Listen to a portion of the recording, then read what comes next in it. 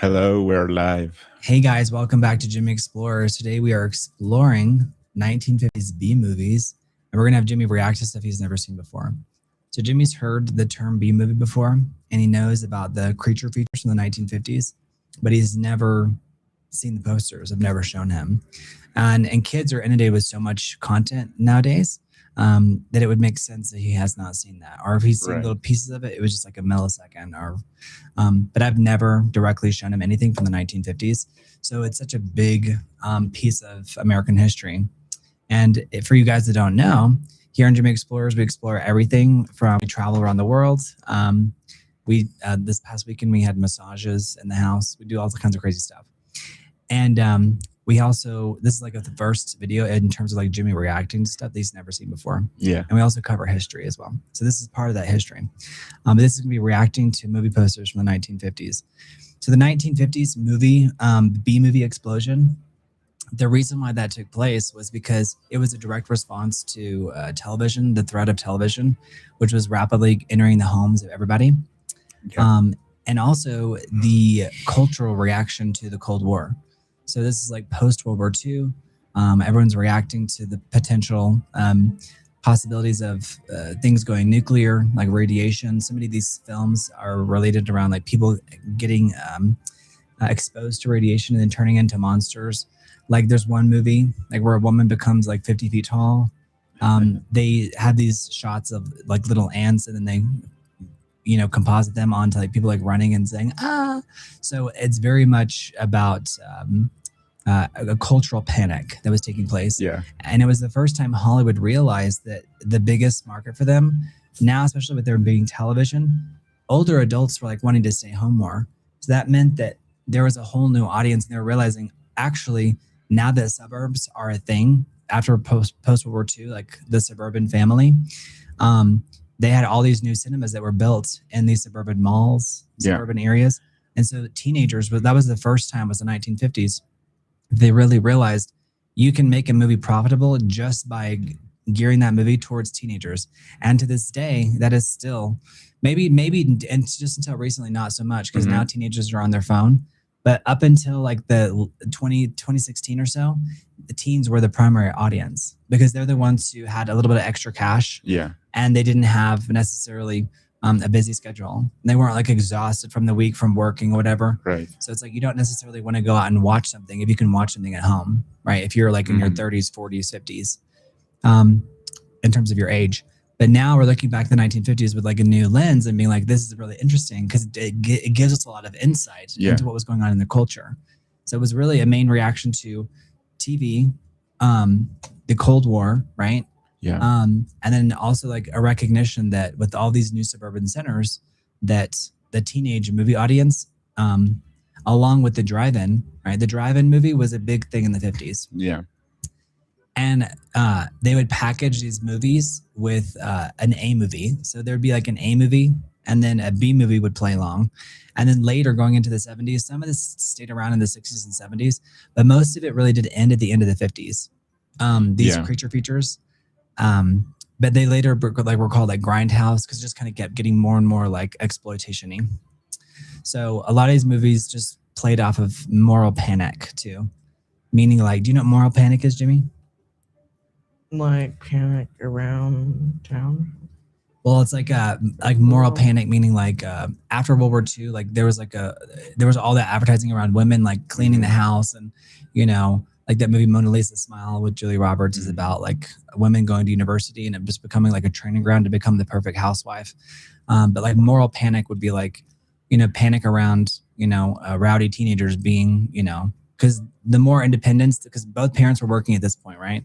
Or at least the mom was busy, cleaning the house, and the dad was working, really long days. And so teenagers, you had movies like Rebel Without a Cause, movies. Yeah, so you had some really significant A movies from the era, but the B movies were like tagged on to these A movies, and the B movies were just ridiculous. It was like whatever to get. It was like clickbait of its time, right? So let's look at the first movie. Yes, are you pull up chat. Ready? So the reason why, just to be clear, the reason why B movies exist is because the television threat, the Cold War, and atomic anxieties, also cheap production and the double feature. cheap production was key. You could make movies for so cheap, guys. Yeah. Okay. Are you guys ready and just for? remember, we're talking about B movies. So like Rear Window would be Yeah. an A movie. Psycho would be an A movie. Yeah. So those are like movies that are like high art, even though they have some exploitational aspects to them, like Vertigo. Vertigo actually does have an incredible plot. Like we can cover Vertigo at the end. We can cover like an A movie, but Vertigo was 100% an A movie. Yeah. B movies are the movies that are kind of like identity, like they're kind of disposable on purpose, right? Yes, thank you guys for 10K.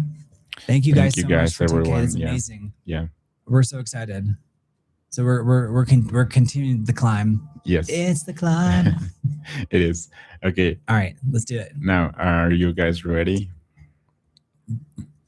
The links. Okay, the links. For a second, I thought you were saying we were silent. I was like, row. Okay. Are you guys ready for Yeah. the first? I think we can turn the light down just a little bit too. Yeah. Okay.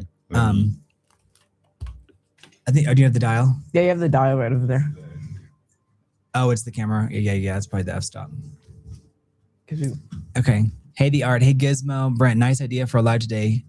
Keep it fresh. That's what I was thinking, Gizmo, because I was like, if they're expecting World War II, let me do something that's different. That's like that'll surprise audiences. And also for those of us who are like who remember these movies, we can be like, oh, okay. Or I remember when my parents talked about seeing these movies, or my dad was obsessed with the 50-foot woman. Yeah. Or whatever, things like that. Yeah. So, let's rock, John Scott. I'm telling you, yes. Hey, John Scott. Haley Hambleton. Haley. Hey, the links. So we've never talked about this. It says, have you though? Have we talked about this? We've never talked about this though. No, he asked if you've seen Rear Window. The Lodger. Oh, The Lodger. Yeah. Probably no, I haven't. Is that a Hitchcock movie? Yes. So no, that one has escaped me. No, I'd have to check that out. The Lodger. Sounds good, like a good movie though. Mhm. Hitchcock was the king of suspense. Yeah. He famously said in an interview, he was like, if the phone rings in a movie, that's not interesting. Mm-hmm. If the phone's ringing, but then if the phone rings and nobody answers it, that creates tension. Yeah. But he says that's not enough. The phone has to ring and nobody answers it, and the camera pedestals down, and you reveal there's a bomb underneath the table. Yeah. Yeah. So That's filmmaking.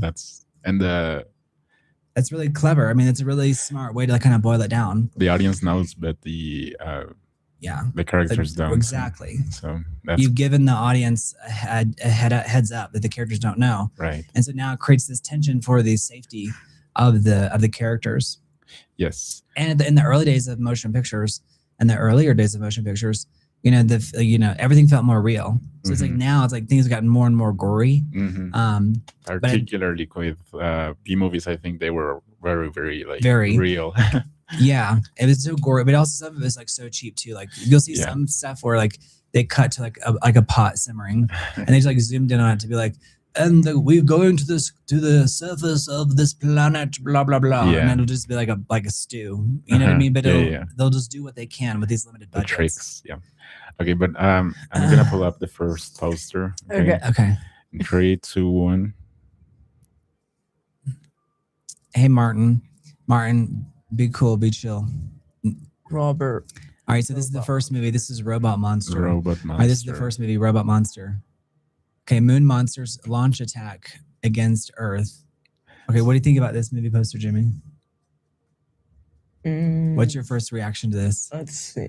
I gotta get in here real quick. This is like one of the most famous ones because it's so dumb. Like it's so ridiculous. So Robot Monster, it literally they didn't even have a budget to create like a robot outfit. Right, so they just literally put someone like in a Bigfoot outfit. Yeah. And he's just like stumbling around. Yeah. And you can see there's like a lizard / dinosaur T-Rex. Yeah. It's a people were I obsessed think it's with a that lizard. back in the day. Yeah.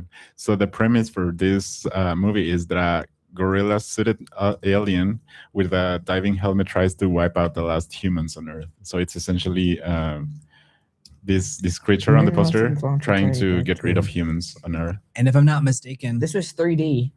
Yeah, they were making 3D movies at the time, and they weren't what we know as 3D today.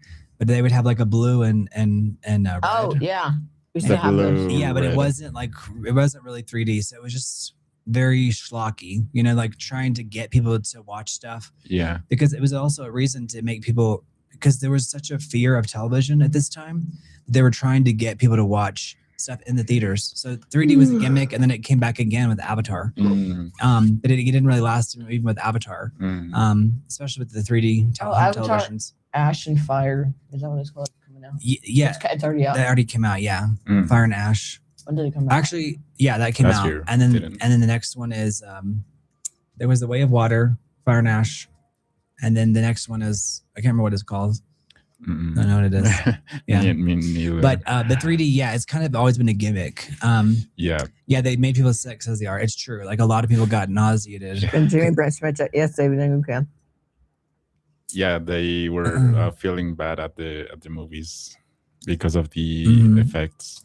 But Lynx, you mentioned that movie that about the bear that goes crazy and the from after stuff falls out of a plane transporting substances.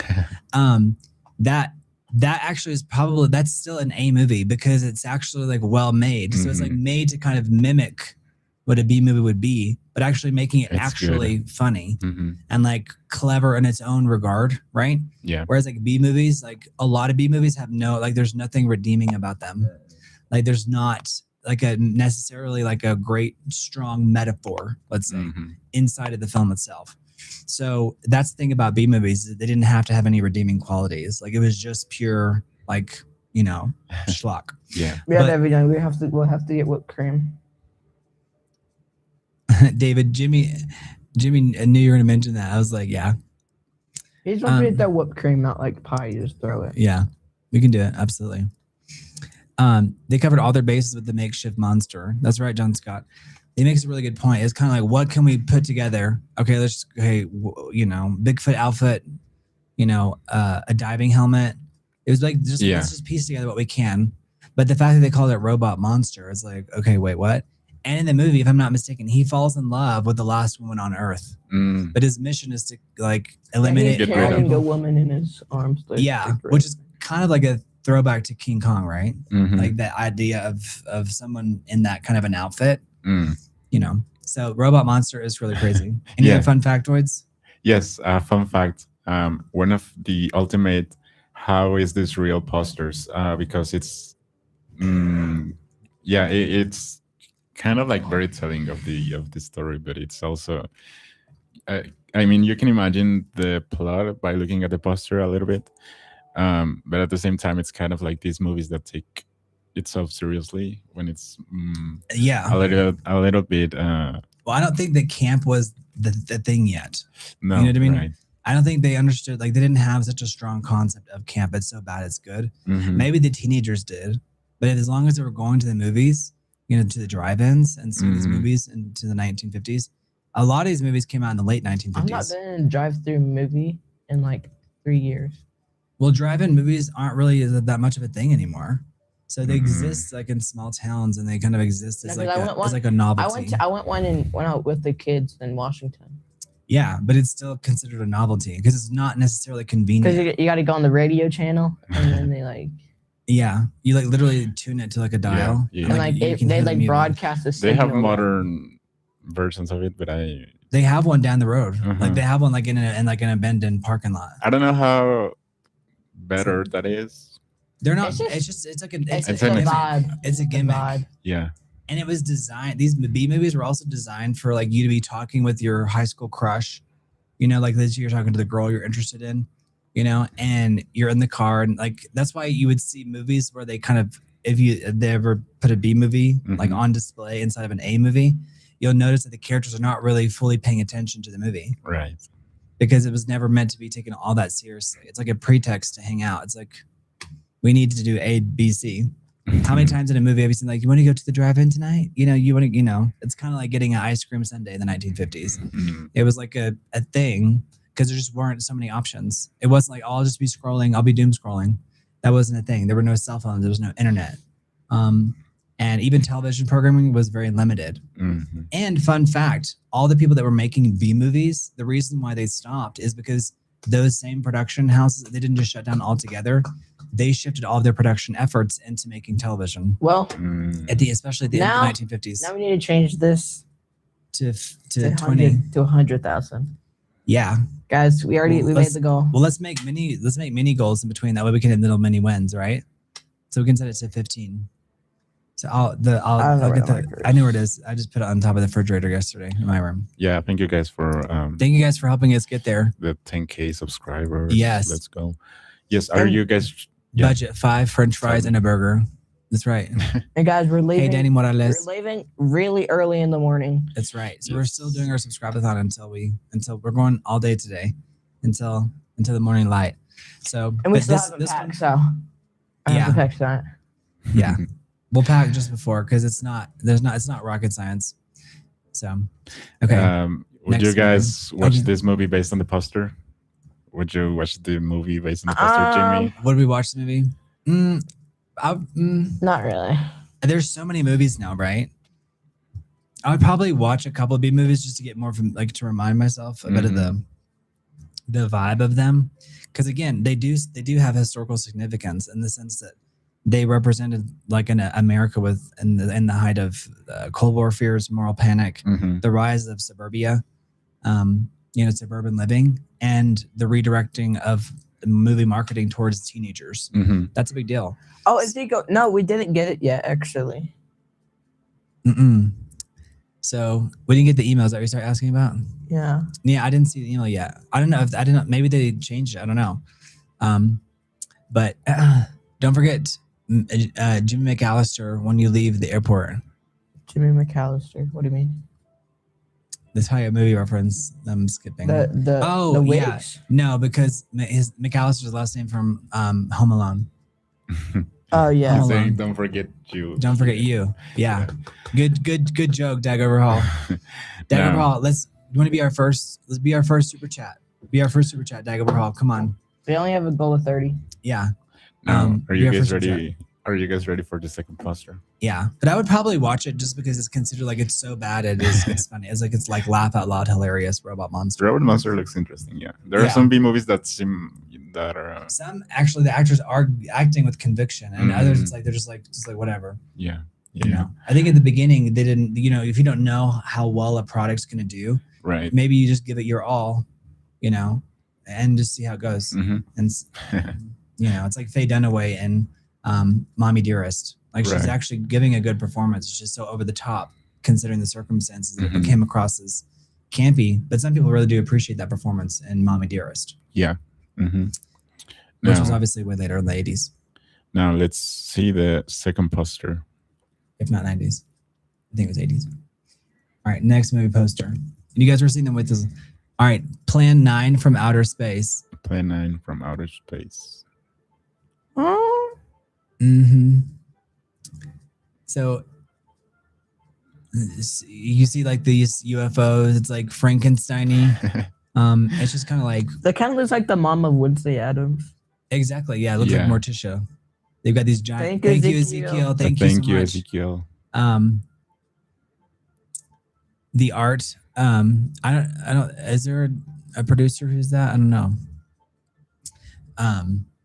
But yeah, this is Plan 9 from Outer Space. This is actually one of the more known. All the movies that we're going to cover, we're covering 50 movies, so it's not going to be a crap ton. 50 movies from the 1950s. These are all B movies, right? So none of these are going to be like Psycho or Rear Window. Like High. Yeah, or Vertigo. David.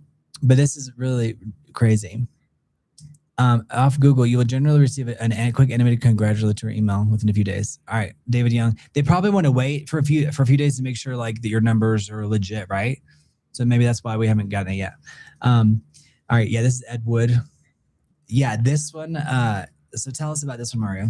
Yes, this the plot for this movie is aliens resurrect the dead to stop humans from creating a universe-destroying weapon.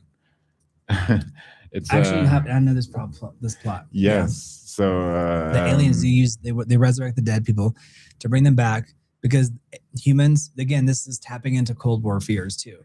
But it's like humans are about to create like a deadly weapon. So the aliens, before the humans can develop this weapon, they resurrect the dead to stop the humans from developing said weapon. Yeah, and Totally ridiculous. Yeah, Ed Wood is the director, and it's known to be his most famous disaster piece.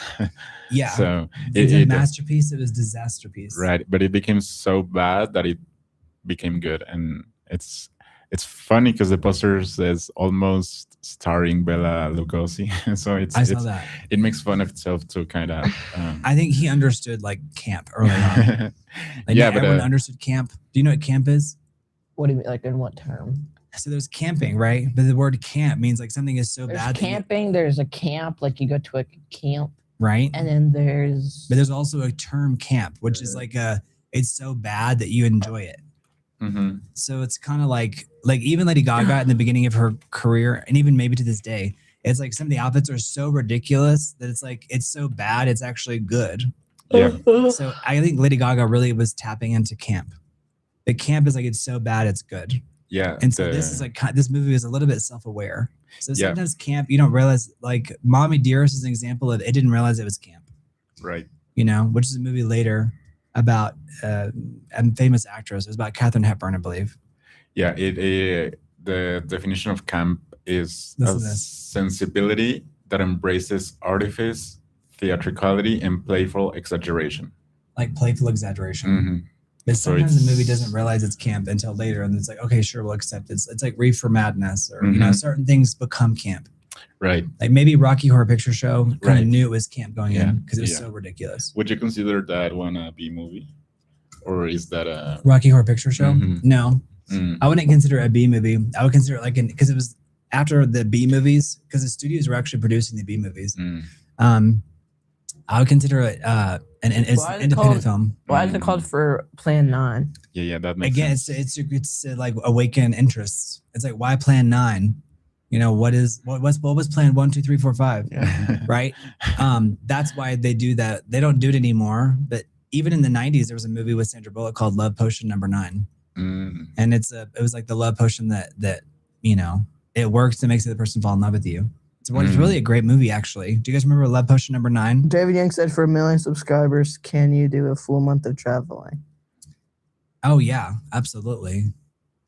I mean, we're already gonna do that probably before we hit that. But listen, the sooner the better. Let's keep going. Let's keep riding the wave, guys. Yes, keep subscribing, guys. Yeah, subscribe if you're here, and we talk about all different kind of stuff. Right. So today we're talking about a couple things, but in this live we're talking about 1950s B movies. So camp is like embracing like the artifice meaning like the fact that it's not real, like it's not. Yes. So it's kind of like someone fake screaming. It's like embracing like how ridiculous it is. Yeah. Or like whenever she was giving me the massage and I'm like overreacting, like that could be considered camp, right? Because it's like so theatrical. Yeah, it's like almost an awareness too. Yeah. Of how exaggerated the thing is. Right. It's like, okay, we get it. Like we know we're in on the joke too. Right. You know, that kind of thing. Who remembers the movie Zathura, A Space Adventure? Texas Rangers fan? I remember Zathura. In fact, I just saw it the other day. Zathura is like Jumanji in space. Yeah. It actually is a game. Mm-hmm. Yeah. I kind of... Good reference, Texas Ranger. Yeah. Gizmo, how about rating each movie on a watchable scale of 1 to 10 to see who you think the movie poster and description?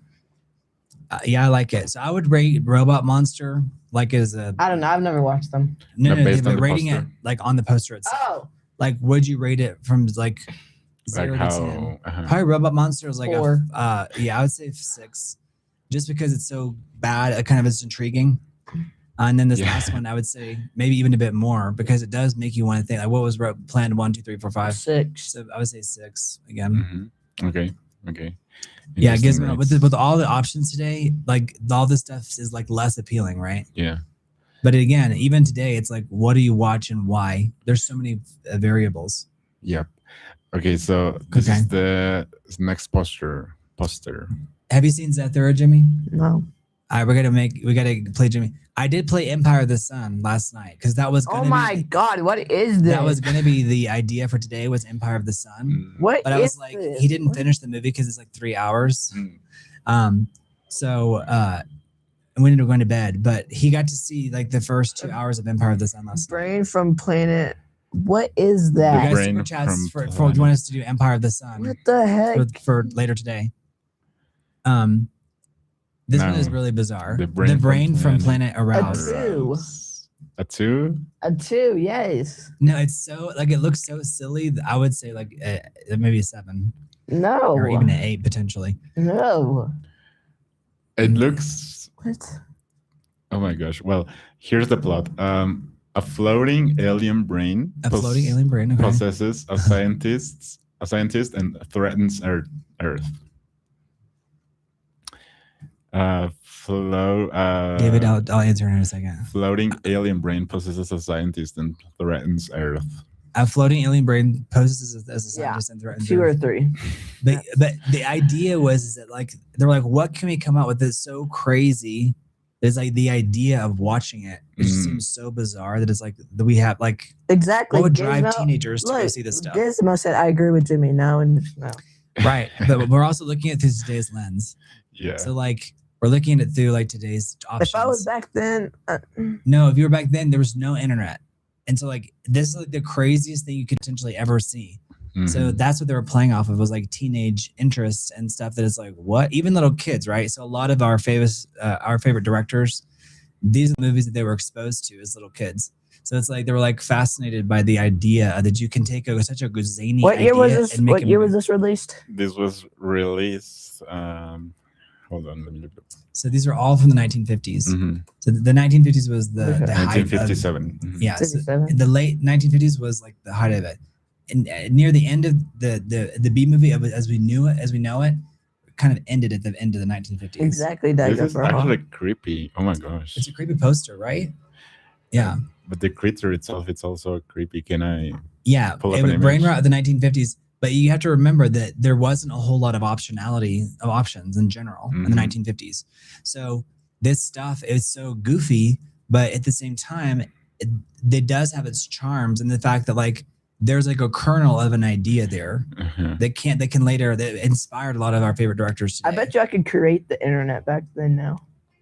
Just the internet overall. I mean, all the technical know-how, or just what do you mean? The internet. In general, The head looks like a body, a but boy. that's the scientist, presumably an adult then. The scientist is an adult. Yeah. Yeah, these posters would make great wall art in a media room. Absolutely, John Scott. I 100% agree. That's creepy. I'm not. Hey, It's very Josias creepy. Guerrero, how are you? But I guess that was. I wouldn't call it brain rot. I think it actually awakened a lot my of gosh. and like His brain is imagination. Well, I think it would awaken imagination in people at the time. Like I think at the time it was like it generated intrigue in someone who might otherwise not have any. I don't think these movies have like necessarily redeeming stuff to watch today, but I think at the time, if let's say you're a young teen and you're growing up in a Cold War era, you know, this is very interesting stuff right here. All right, next one. Love the typography on these vintage posters though. Yeah, very fun. So I'll just pull up an image of the like a frame of the film because it's so creepy. Hey, Patricio Escobedo, how are you? Good to see you, Patricio. Hello. Now, this is a Jimmy, frame. can you say 6'7"? This is a frame from the movie, so it's really creepy. Okay, is a freeze frame from the movie? Okay, let's see it. Yeah, bro. What? Yeah, like a lot of these movies they filmed in like 5 days. It's really creepy.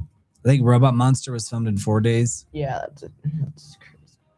It's There's really- still B movies still exist. They're made from companies like The Asylum. Mm. It's like an independent movie house that makes B movies. Yeah, this is crazy stuff. All right, so that one was The brain from Planet Arous. the brain from Planet Arouse. Yeah. And Yeah. I think one of the common themes that we're seeing on these movies is the like someone or somebody attacking Earth. Totally, Like because the wanting space to race is get- part of the Cold War, And right? also the fear of UFOs. I think it was a big thing in the 50s. Well, one thing I was going to mention is that movie, Plan 9 from Outer Space, like the UFOs, they're like hanging from strings. And there's, you can see the strings. That's funny. but so in a way, that's why he's like almost starring. You know, it's like it was aware. So that director wasn't just a bad director. It's like he was aware of what he was doing and what his limitations were. Yeah. So if and that's why James Cameron waited so long to make Avatar, because he's like, I have to wait until the technology is actually there for me to make my blue cat people alien Dance with Wolves movie. Yes. So now this is the next post. If you guys are new here, subscribe and leave a comment. Let us know what's up. All right, next one. Okay, no, that's good. I believe it. That's good. Yeah. All right, this one is the giant claw. Like this stuff, this is hilarious stuff. All right, flying beast out of prehistoric skies. So okay, that's there's something about the artwork that's not bad. It's good. It's almost like a propaganda poster. 7.5. Yeah, I'll give it an 8. 7.5. Yeah. Okay. Because the reason why is because this poster is intriguing. Like the claw, like a giant claw coming out of the sky. Like that'd be terrifying, especially if you're a 1950s teenager. Yeah, and you're seeing like and it has some comic book feel elements to it. Yeah, I think this is a pretty good poster. It's nice. It's it's classy for a B movie compared to the other ones. And the Super plot cool posters, Patricio Escobedo. De acuerdo. Thank you. Wasn't Ed Wood a bit like Tommy Wiseau, but without the personal finances? He just had to make his movie no matter what. Dag Overhaul, there's probably a lot of truth to that. Brent, have you seen Round Hay Garden Scene? No, David Young, I got to check it out. Let me know. This one is a better poster, Gizmo. I agree. Yes. It does give a nice German themed vibe. Yes. Yeah, I think he's also Gizmo. You're probably thinking of like Metropolis, right? Like when people refer to German films, like around that time, a lot of times they're referring to like the Metropolis poster, which showed like this. Because remember, skyscrapers were still relatively new. Yeah. Right. Yeah. So if you're seeing a claw coming out of the sky, grabbing the Empire State Building or whatever it may be. Yeah. That's reminiscent of Metropolis, which is like this. It also tapped into the fears of industrialization, what the future of the world is going to look like. Yeah. Yeah. So Metropolis is a film everybody has to see, right? Gizmo, we're on the same wavelength. Or from the same UFO. Yes. I mean, Gizmo. So the plot for this movie, this is the giant claw. A gigantic antimatter bird attacks planes and cities. See, I mean, they were ahead of their times. They're talking about antimatter. Yeah. And we know now that the vast majority of the universe is antimatter. Yeah. Is dark matter, not antimatter, but dark matter. Dark matter. And so, because most of what we see in the observable universe, we can't actually like measure it. It doesn't make sense. So they've come to the conclusion that the majority of the universe is not antimatter, but dark matter. Yeah, what he said. And so the idea of making an antimatter bird attacking a city, that's not bad. I mean, it's just as ridiculous as Thanos saying, I'm going to make the half of the universe disappear with a click. Yeah. With a snap. The full universe. Yeah. Right. But I think this is not a bad poster. I would rate that as a 9. You said an 8 earlier. An 8 or 9. It's the best. 7.5. It's growing on me. 7. Because I like how it doesn't show you the full bird either. Yeah. So what is the head of the bird going to look like? You don't know. So there does have some. It leaves you with the questions, right? Yeah. And like Gizmo said, it's like reminds you of Metropolis, like that German film. What is that look of film called? The German. It's like not the German Renaissance, but there's like a German Expressionism. Almost like Art Deco. Expressionism, I think. Expressionism, German Expressionism. That's right. No, that's right. Dag Overhaul. That's right. Antimatter is. I guess they proved the antimatter exists with the Hadron Collider, but beneath Switzerland or Europe, in that collider, they talk about it at length. And the Angels and Demons, the second book from the Da Vinci Code series with Dan Brown. Dan Brown is the author. The protagonist is Robert Langdon. Anyone else know that? Leave a chat. Let me know if you read those books. The next poster. That's right, Dag Overhaul. Thank you for confirming. Okay, next poster. All right, here's our next poster. The Killer Shrew. The Killer Shrews. All that. Now this can't be from the 1950s. This was a re-released poster. Yeah, it was a DVD poster, but it's the DVD craziest I could find. The original poster obviously is this maybe it's out there. I don't know if there's no scans of it, but this is definitely a rendering from the 90s. A 5. All that was left after the killer shrews. Like a shrew, I haven't heard that term in a long time, but isn't a shrew like a shoe? like a weeble, like a shrew? There's a shoe under the thing. It says that it's Yeah. tiny aggressive mammal that resembles a long-nosed mouse. A long-nosed mouse. So this is obviously like turning into like a reptile. But a shrew is like, there's a famous book called The Taming of the Shrew, which is like became Pygmalion, which became My Fair Lady. That's a 5 for me. But can we not find the original poster? Let me see. Because this is a DVD release. 5. Again, before the internet and before everyone had like a digital copy of stuff, there was a huge DVD market for this kind of stuff. For people that, were like, oh, I remember when that came out, and da-da-da-da-da. They would re-release stuff on DVD. But DVDs are still the number one selling physical media. Like there's another movies. one. It's still outsells Blu-ray by far. The original. It also looks. All that was left after the killer shrews. Dag Overhaul says, but Jimmy, it says James Best. That's right. That's James. Oh, it Best. does. It does say James Best. Nice. I like how it's like we'll play with the idea of shrew. If they don't know what a shrew is, we'll put a shoe. Yeah, 5. I like this poster actually better. Because it's more like maybe sinister. Because the other one has that new 3D look to it. Like whenever they started making around the time they're making 3D animations around Toy Story. Yeah. I like this one. I would give this a 6. That's intriguing to me, especially if you didn't tell me it was like a B movie. Then I'd be like, okay, yeah, let me see. So the plot for this one is scientists trapped on an island fight giant poisonous shrews. Very basic plot right there. Yeah. Scientists trapped on an island fight giant poisonous shrews. Yep. Okay. Yeah, and obviously so they kind of look reptilian here. Yeah. Although, to be clear, shrews are like long-nosed rodents. Yeah, an interesting fact about this movie is that the giant shrews were basically dogs in costumes. That's hilarious. It's like those dogs that we put the Halloween costumes on for a spider, and you let them run. Have you seen those? Like you have the dog just like running. It's just like a little dog, and it's just happy, like a little Labrador. Oh yeah.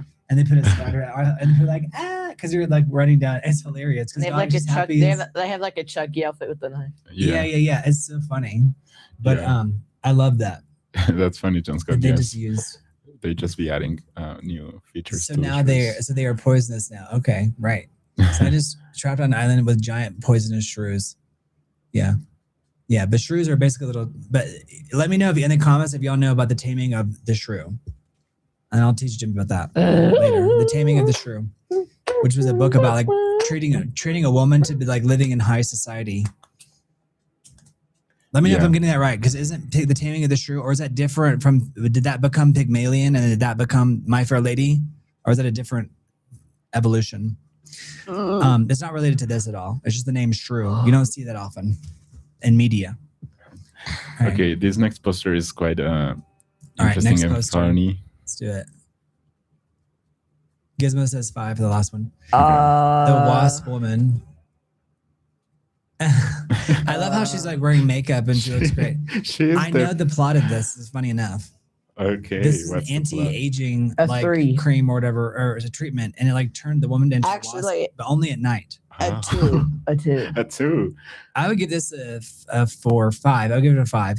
For me, this is like I love like how she looks like kind of like she's so painted or makeuped up.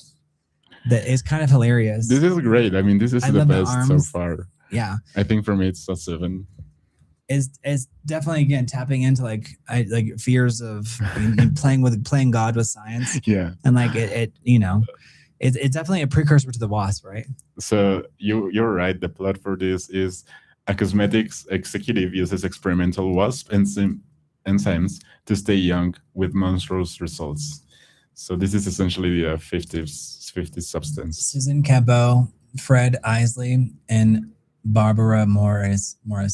A beautiful woman at day, a lusting queen wasp by night. Yes. What's up, Stephen Williams? And there was a movie called The Fly. That's what I'm going to say, is that there was a movie called The Fly with Jeff Goldblum. And I actually met Jeff Goldblum, really lovely person. He was just in the Wicked movies. He played the Wizard of Oz. But he played the Wasp in the 1980s, was it, guys? Let me know when the Wasp came out. They're getting rid of the Death Becomes Her thing. Oh yeah, and we saw Death Becomes Her gizmo, and we saw that it's ending its Broadway run at the end of June. So at the end of June is the end of Death That's like Becomes the Her. most popular So show. if you haven't seen a Gizmo, I really recommend you see it. The reason why they're having issues is because it's actually a really hard musical to sing, and they've tested out replacing people, and they actually can't. There's a multitude of factors.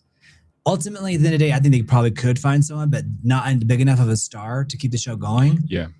But also, so Potato stick. they can't replace the people.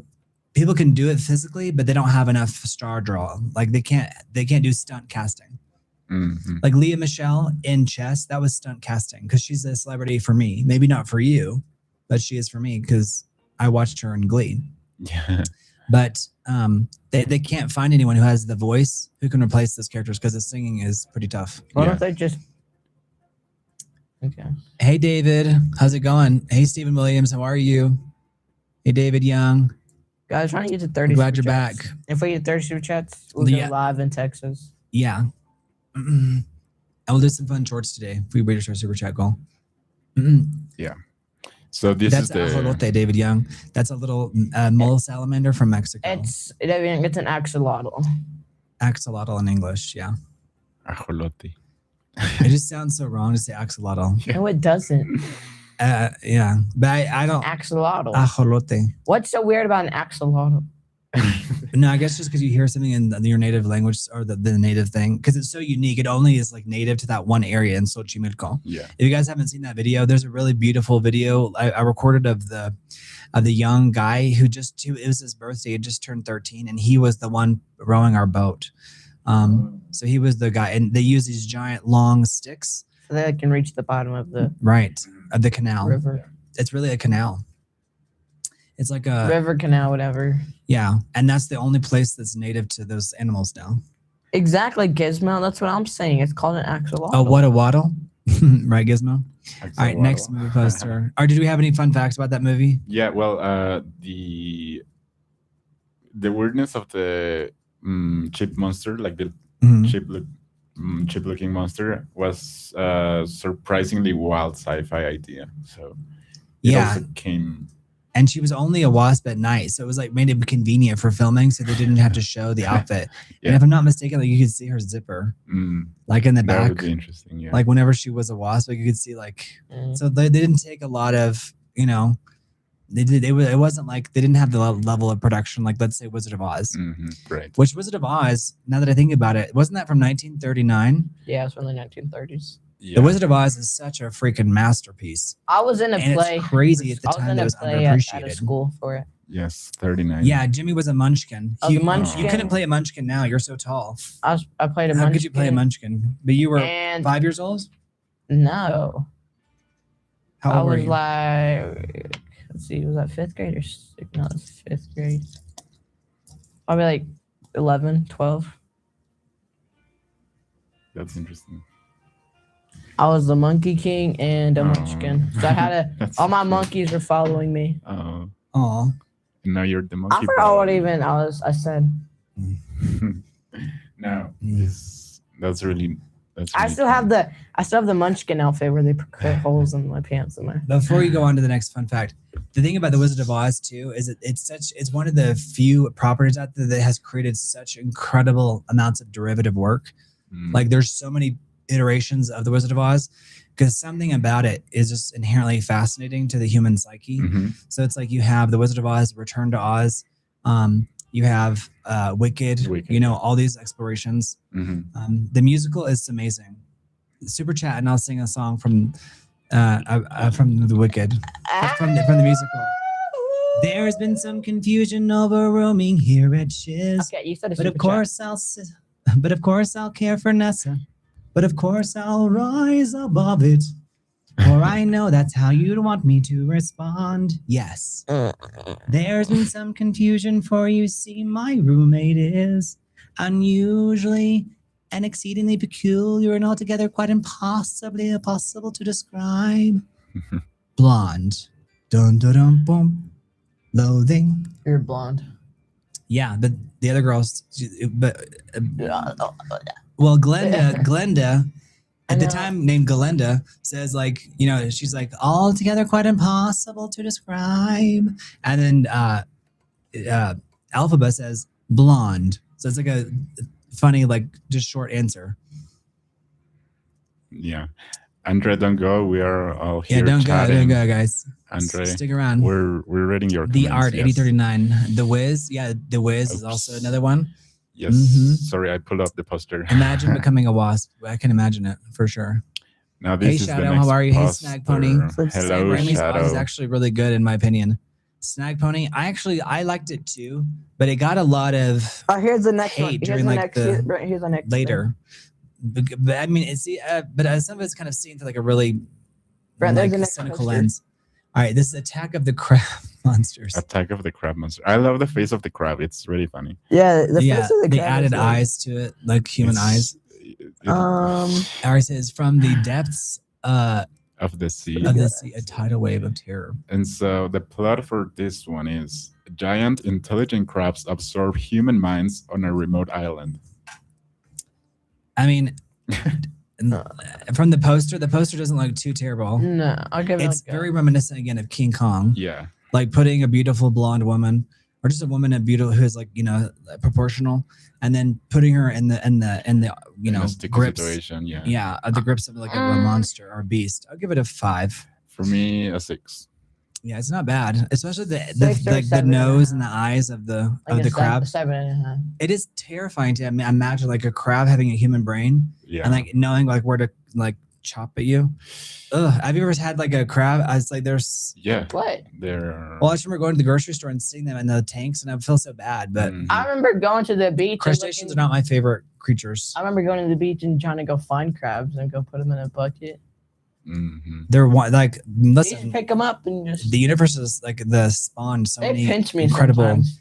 Well, that's the idea, Yeah. right? So it's like imagine them being huge and then being smart. It makes it very. That's terrifying. Yes, it is. It is. I terrifying. get it. So yeah, the face alone is what drives me to want to watch this movie.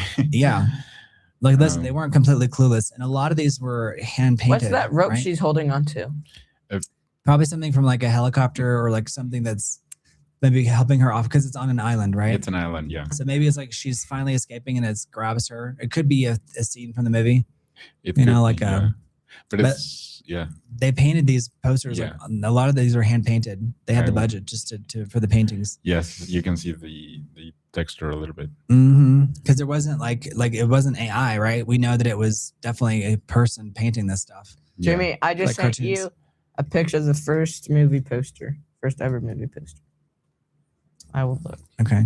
Now, this style was efficient because it created like a weirdness effect and a cheap monster with a surprisingly wild sci-fi idea. So it was efficient to narrate. The movie. Lumiere brothers. Cinematograph. That's good. Is that from John Scott or is that from David Young? David Young. Thank you, David Young, for sending that. Yeah, I think these are definitely ambitious ideas, but that's Yeah. what makes them kind of so campy because they're so ambitious. Mhm. And I think maybe who knows how we'll look back on the superhero age. Sorry.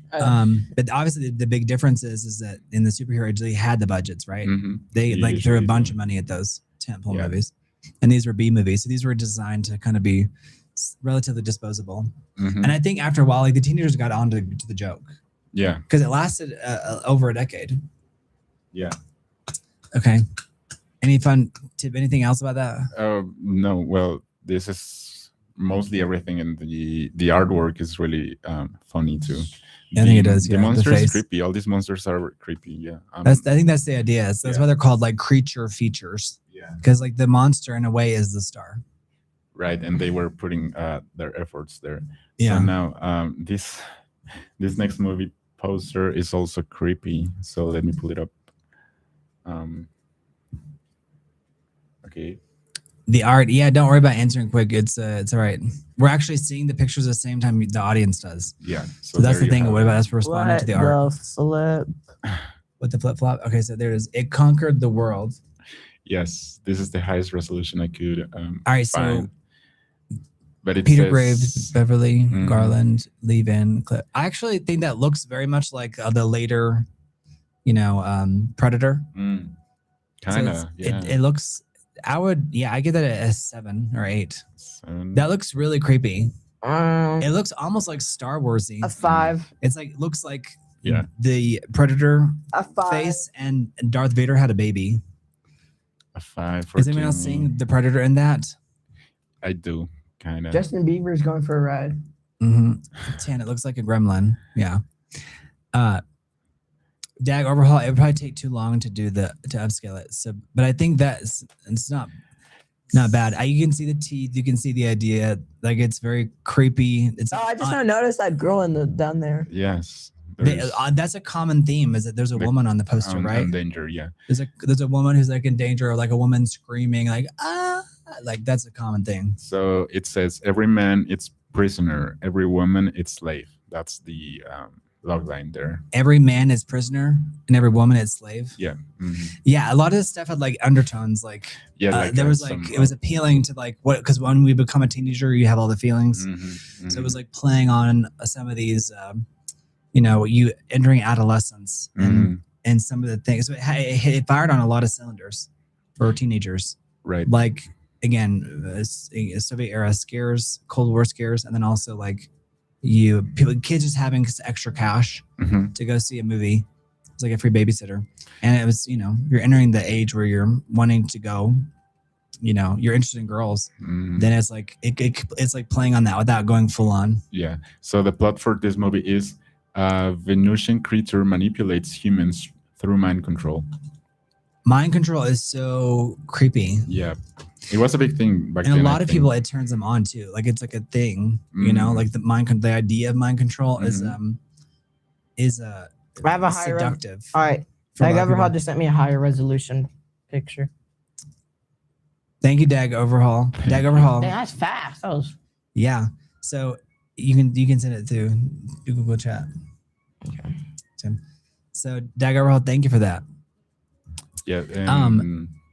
It's true, the art though, like that's a real thing.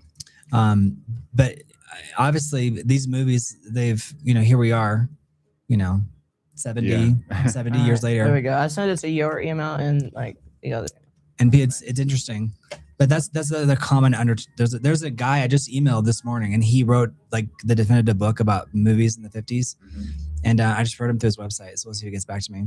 Oh, but I gave him my work email, so it'll come to Nyberg. Okay. But I was saying like, come be on our podcast, because I saw the last one he was on. Jimmy, there weren't a lot of Steam people who watched it, so I want him to be able city? to sell more copies of his book, so more people explore this era. Yep. So no, we don't have Steam. We don't have a Steam in this is the creature. Okay. What the flip, bro? What? Oh my gosh! Come on, you have to admit that is funny. It's creepy. Like the head has like, what is extra like appendages at the top? It's like antennas. It's searching for a signal. It kind of has Everhall says cute arms and antennas and a creepy looking face. Is that a flamethrower he has? You would think, David Young, there was not. This is probably behind the scenes. I'm not sure, but no, but we do have a museum there. It used to be the high school. I know. It used to be an old high school. But I don't think it's active. I don't think it's. Yeah, it is. Well, it's just. At least it needs to be spruced up. A dude in a sleeping bag. Yeah, I mean that's the kind of the joke about these movies, is that like they're just straight up goofy. Yeah. So that was the it conquered the world. It conquered the world. Yeah. Mind control is very like scary. Yeah. But also for other people, like there's people have a weird relationship with the idea. Like, what is mind control at the end of the day? Yeah. How fast you get to the conclusion? What museum is in the old school? What is in those? It's like academic, but it does like a walk through the history of the town. It's in Reagan Park. Yeah. So here's the upscale. I used to go to that park every day. The upscale poster. All right, here. Thank you, Dag Overhaul. Thank you, Dag Overhaul. We appreciate you so much. Thank you for sending us this upscaled version of It Conquered the World. every man its prisoner, every woman its slave. So there's something kind of inherently kind of, seductive or like creepily erotic about that, especially the woman on the cover, right? Yeah. So she's like, oh no. Yes, David Young. All the 50s movies have women as main characters, where later they use children as their main characters. Very good point, Gizmo. Like the threat was like a woman, like a beautiful woman, and entering the 80s, there was definitely like focus on little kids, like with E.T. Gremlins. Little kids is like the Goonies. The 80s was a great period for movies as well. The Little Rascals. Little Rascals in the 90s. Yeah. So okay, thank you for finding that, Dag. Appreciate that. It was good. I like it. All right. Amazing. Yes. This next poster is creepy too. Shadow Darth Vader's good. Hey Wayne, Miami. We're having a great day. How are you doing, Wayne? How is your day? Hey, Wayne. You having a good day, Wayne? We're glad you're here. You guys subscribe and leave a comment. Let us know where you're watching We're from. only at 1 out of 30 super. Goonies was amazing. Absolutely. Goonies is amazing. Guys, We can do 80s. We can work our way. Right now, we're not even doing the best movies of the 50s. We're doing like the B movies, The like B the movies. forgotten movies. Yeah. And this is the poster. From Pine Ridge Reservation, South Dakota. What Wayne, the- we're glad you're here. All right, this is Invasion of the Saucer Men. Well, the eyes, like the cat eyes on the aliens, is definitely Oh my creepy. gosh. And like that's like a good ingredient, right? Mixing Yeah. two What different the heck? species of creatures. Mhm. And again, this Yeah. played into those radiation anxieties. Mhm. Goonies is like classic cinema, but this is B movie 50s stuff. So Steve Terrell, Gloria Castillo, and Frank Gorshin. See teenagers versus the saucer man. See I mean, you get flying saucers, you get aliens, you get a woman. night the world. It's got nearly all the different end. ingredients to get the teenagers there. Yeah. And also, I'm sure that some people are like, "Oh yeah, I love it," and then other people are like, "This is so goofy." Yeah. I could imagine being a 50s teenager. Creeping horror being in on the from joke, the depths of the time and space. Yeah. So the plot Right, for this they are- movie is really simple. Little aliens with giant heads invade a small town. So Okay, little aliens with giant heads invade a small very town. simple. Dang. And just again, it taps into the UFO craze and teen Yeah. drive-in culture, and the alien designs are classic pulp weirdness. So this movie is Gizmo. We all seen the themes behind the movies, right? They all have like this bigger creature that attacks humanity, and Mhm. we see the woman in danger, like being attacked or held by the thing, and they all have these kind of weird looking creatures that are like the ways these producers or directors or writers imagined the Mhm. aliens. Wayne says, "What thoughts on remaking them?" That's a good question. A don't lot of think these, it, though. I think we'll get to one that probably is worth remaking. I think the shrew one could potentially be remade. It kind of like the movie about the bear that's in the forest that goes Mhm. crazy over Yeah. a substance. That's kind of like Like you could make some of these, but it'd be camp. mhm, Going mhm. into it being camp. But you have to make sure you have to measure the odds of box office success. Mhm. So spending the right amount so that it doesn't become a flop. Right. Yes. Because like that movie about the bear that goes crazy in the forest. That That's called Bigfoot. no. I'm kidding. But like that was like you go into it knowing it's camp. Yep. And it worked, right? Oh, I I did think it did work. It did work. Wait, did we get a They even rating? talked about it at the Oscars. Not that it was when knowing it's like I'm gonna that give was this a an throwback 8. to basically. Okay. Who mentioned that movie? Was it John Scott or I think Doug it was Orhall Lynx, Gizmo? maybe Lynx. I'm not Maybe sure. Lynx. I'm gonna give it an 8. The Eight. bear. That bear movie is like literally that's a throwback to like What's the up, White 50s. Phoenix? Because like they're kind of joking about it at the Oscars. Elizabeth Mm, Banks, the director right. of the film, was presenting and mentions name drops the movie. What do Yeah. you give it out of 10? That one, I give that one like a 7. I actually like that. I think it's not bad. It's I give it an interesting. 8. It's yeah. 8. Okay. It's not just it has its charms to it. Mm-hmm. Yeah. But this is definitely 1950s schlock. Hey, Wyatt Phoenix, how are you? Right. Wayne, we're so glad. Yeah, Wayne, that's in here. I'm pretty sure. That's right, Wayne, the 50-foot woman. Wayne, are you familiar with any of these movies besides the 50-foot woman? Were you around for any of these? Let us know. And speaking of the attack of the 50-foot woman, Mars Attacks, that was a good movie. this is the next poster. Okay. Was it the next movie? Yep. Hold on.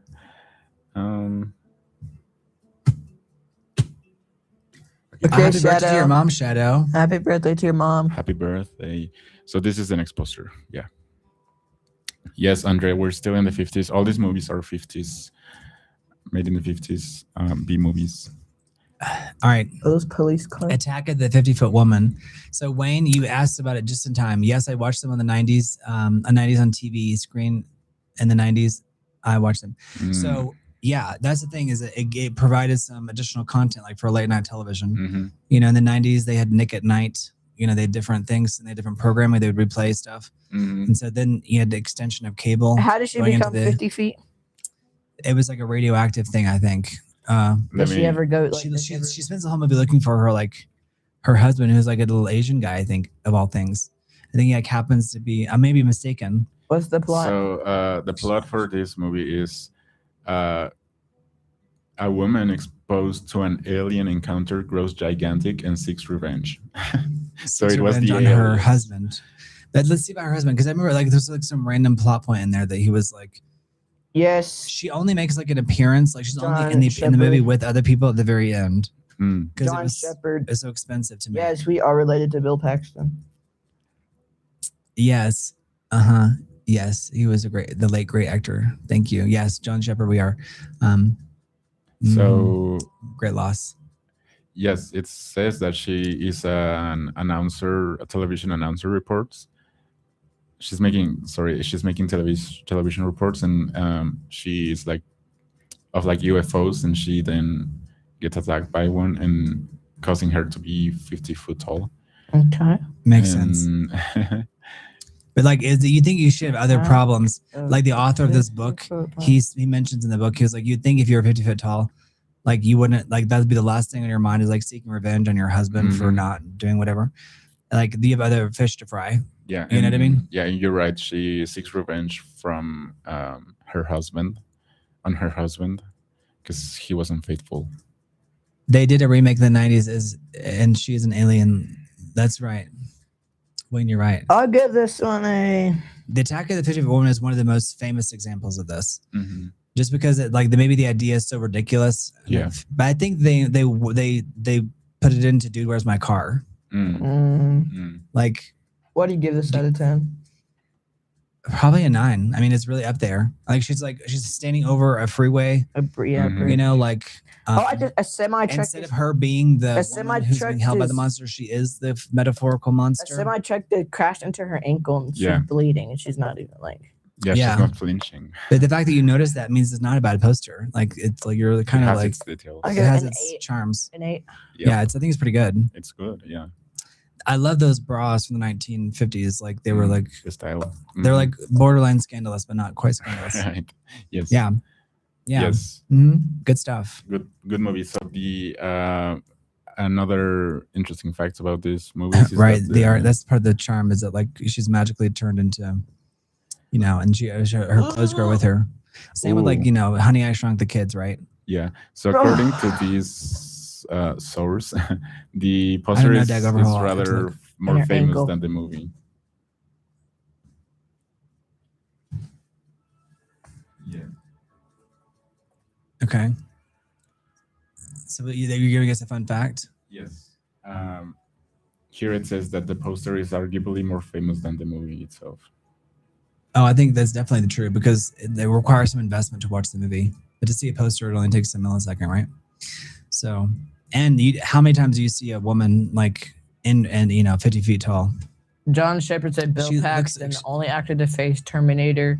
That's right. He was an Alien. That's right. He was the only the only person to be killed by all of them.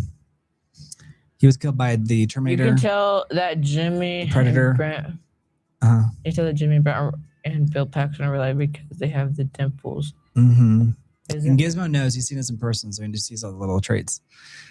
Giant spider is one of them I watched. Wayne, that's a good one. This is the next poster. Okay. Here. The next one is the amazing colossal man. man. So if you have the 50-foot woman, you got to have the Mhm. And they have the 500-foot man. yeah. When will it stop? I like how like there's already like a sense of like they're putting into the poster like imagine this person terrorizing humanity or the Right. city. And it's like people are like, when will it stop? So again, playing into collective anxieties. A 6. I actually like this one in some ways better. 6 or a 7. And Six, like seven. there's the woman, there's the classic woman in distress in his hands. Right. So The airplanes are trying to like go into him like The 3 kamikaze style. even there's the a- army. Mhm. They have tanks pointing at him. Oh yeah. Um, I think this is good. This is obviously hand painted. yeah, and the plot for this movie is Okay, let's hear it. a soiler exposed to radiation grows uncontrollably into a giant. Very simple plot, but it looks interesting. And you know what? Dag Overhaul makes a really good point. The increasingly sized font is very clever. Hmm. Yeah, to signify growing. Dag Overhaul, very interesting stuff. Yeah, That's right, Wayne. They're kind of emulating the success of Godzilla. Yeah. And, in terms of, the movie Godzilla, like that's always been an interesting thing. And there's like a big debate. Why aren't there more dinosaur movies? hmm It's because they require such big budgets to be convincing. yeah. But there's Yeah. many reasons. Jimmy, is a man in a diaper, LOL? I think it's like one of those old No, he's a Jimmy. loincloths. It is a man in a diaper. It is a man in a diaper. Right. I mean, but it's still interesting looking. If Yeah. I was in the 1950s, I'd go watch that. Yeah, It's not like I had the internet to turn to. yeah, and again, this movie like tackles the topic of atomic fear. Mhm. In a movie So is he exposed to like atomic radiation. Okay, yeah. Radiation. Again, yeah, a common plot point, like alien goo. Hmm. Even in the Power Rangers in the 90s, the people are exposed to like a radiated Yeah. goo from Rita. Hmm. She's like the evil queen who's on like the dark side of the moon. And there's like mind control in the plot of the original Power Ranger movies. Yeah. Wayne's laughing. Yeah, probably about the man in the diaper part. So Okay. Doc said, always in these 50s, Hey, if Kiss someone of gets Life, you change your powerful, they picture. go evil. Same in Star Trek original series. That's true, Doc. Guys, come on. We're only at 1 out of 30 super chats. Hey, Kiss of Life. Hello. Okay, next one. Okay, next one.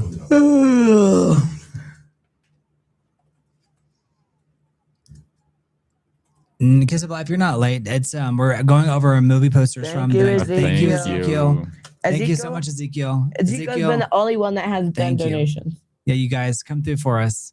He's already left 2 donations. So this isn't movie trivia as much as reacting to movie posters from the 1950s, B movies in particular, movies that are often forgotten, but they have their charms, Right. because they're playing off of the Cold War era anxieties, the rise of the teenager being the major target demographic for the studios. After Suburbia Yeah. was created, post World War II, everyone's coming back from the war, people are having children, and so it's like prime real estate, and also anxieties for the rise of television. Yeah. So you had to like increasingly make crazy plots to be like get people out of the house and to go to their local cinema, which cinemas are still relatively new Mhm. because of the new suburban centers. Yeah. And this is the next poster there. There is a dinosaur movie coming out that is a thriller about a family and their neighborhood transported millions of years into the past. John Shepard, that sounds like La Brea a little bit. Like there was a television show that just ended. It also sounds like Steven Spielberg is like the dinosaur guy. He also produced We're Back and a 6. I'd give he that a 6. produced The Land Before Time. If you had to know that about Steven Spielberg. Give that a 6. All right, War of the Colossal Beast. War of the Colossal Beast. That looks interesting. A 6. I just got a glimpse of A it. I 6. think I would watch that. So the plot for this movie is the giant mutated soldier returns disfigured and unstable. So it was a sequel to the previous one, Um, the Colossal Man. But he comes back disfigured. yeah, it's the sequel to the Amazing Colossal Man. Now he's disfigured and unstable, and it looks. So John Shepard even knows the illustrator. It says Drew Struzan. I mean, it looks like he's not found close his size. Yeah, I like how they paint. Like I like the creativity that goes into these posters. Like the fact that there's an entire school bus or city bus being held by the man in the above his head, and people are falling out. That's very Spider-Man, right? Yeah. Like later with the things that all the villains do. Even into the the art. We want you to stay. Yes, the art. And the art. The R8039. We love you, the R39. Yes. All right. This one looks cool. Again, with the loincloth. It's a little bit higher up this time. Less of a diaper. Yeah. Yeah. It looks a little bit more like Sinbad down there. Yeah. So yeah, this is like the sequel to the Amazing Colossal Man. So now he's crazy. Okay. Not bad. Not bad. Now the next movie is titled Beginning of the End. Pampers. Yeah. I guess posters are less important these days, says John. Josh Shepard. John Shepard. I think posters are still important, but you may be right. Like the trailer is really more important. But I think posters are still important. But trailers are definitely more important because back then they didn't necessarily play the trailers anywhere. I think the idea of playing a trailer on television was still a relatively new idea. Mm-hmm. We have so many of these little toy things, these little keychain. You can put them on your keychain or whatever. Yeah. So this is the next poster. Okay. Yeah, these posters would sell if someone has the originals. Beginning of the end. Beginning of the end. Yeah. Beginning of the end. New thrills, new shocks, new terror. Again, you have the woman, you have the spider, those creatures. a man with a gun. That's actually not Peter bad. Graves, Peggy Castle. You have three women. You have a woman in the mouth, and you have a man with a gun. Yeah. You're covering all your bases here, okay, guys? Yeah. And you have the woman who's scantily clad, laying down, but she's actually pretty much covered up for the compared to some of the other ones. I would watch this. Yeah, I think maybe Jimmy likes that there's like a weapon in there. Like maybe having some of the dude energy helps. Because some of the other ones, there's not like any presence of like a person. 8.5. Yeah, not bad. 8.5. Okay. So the plot for this movie is radiation creates giant grasshoppers that attack Chicago. Giant grasshoppers that attack Chicago. Yes. I love it. Roaches going wild. This has potential. That's a funny gizmo. Yeah, and again, radiation, a common theme of these movies. Yes, it's a common theme. Very good. Any other fun facts about this? Well, it's just another giant bug became atomic radiation movie, but the effects are part of what makes it interesting. Yeah, it makes you obviously this trope kind of worked because there you see it again and again. Right. Of like crabs, there's like a hybrid fears of like. That's still a thing with after Fukushima, like there's sharks out there with multiple heads, things like that. Yeah, creepy. like Godzilla and all of these. It's pretty wild stuff. Giant creatures that are still a thing in movies. And some people actually collect these movies and watch them as like comfort food for them because it's like maybe they grow up with them or they grow up watching them on television. Oh, really? Yes. Are they from around this era? Kind of, yeah. Like he's obsessed with V movies, so it's kind of. It's a thing. Funny, yeah. It's a thing. I mean, even Critters is its own version of a B movie. Right. Yeah. Especially like the beginning, like it's like the whole thing. The premise is so goofy. Right. All right. So for I need to stretch. Good question, Gizmo. Oh my gosh. Them and giant ants are classic. That may be in here if it's from the 1950s. Right. So the next movie poster is also following the theme of. Oh, here it is. The deadly mantis. This was the day that engulfed the world in terror. There's a man and a woman together looking in horror at the giant mantis. Well, the praying mantis is already scary because it eats it's the female eats the male. Yeah. Sometimes after copulation. Yeah. So I would give this a 6, 7. A 4. A 4, yeah. because 6, it's 7. the mantis. I like how they turned the M into the arms of the mantis. Yeah. Oh yeah. Because Yeah. the mantis has like these, arms that are good for grabbing onto things. Yes, I think they were all aware of the art composition and like Mhm. color theory, because these It's like an posters, idea. They're not bad. no, it's Considering a lot of these movies were filmed in just Yeah. 4 days, 5 days. right. So Most of these movies were filmed in very short turnarounds, yeah, and so it was schlock. And I guess there's the Washington Monument in the background there. mhm. So the plot for this movie is a prehistoric praying mantis emerges from the Arctic ice and attacks America.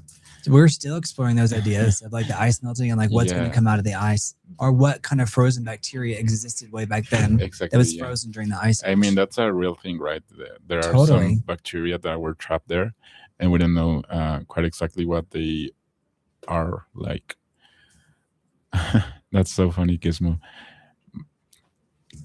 Yeah, I love Andre. this. If you think about it, because primarily because of the origin of the praying mantis. Right. It's not just So- radiation, but it's like coming out of the ice. Oh, y'all are gonna love this. Jimmy, get a new hairdo. You're right, John Scott. Even the art alone from this poster is interesting and it's intriguing. So, Mhm. oh look, Gizmo is like really. I love Gizmo is really taking the ranking seriously. He's like Yeah. 7. Yeah, I would say 6 or 7. 7. It's definitely in that range because it's and I like the premise too. So the premise Yes. actually helped me be more invested. yeah. So we have a distinguished Jimmy's aging, gentleman. you guys. Before he gets too old, we need you to subscribe and like the video. Look at he's already has white hair. He's Thank now you. become a distinguished gentleman. He's a distinguished gentleman. He's ready for the royal court, or he's ready to defend someone in the jury. Your Honor, my client is innocent.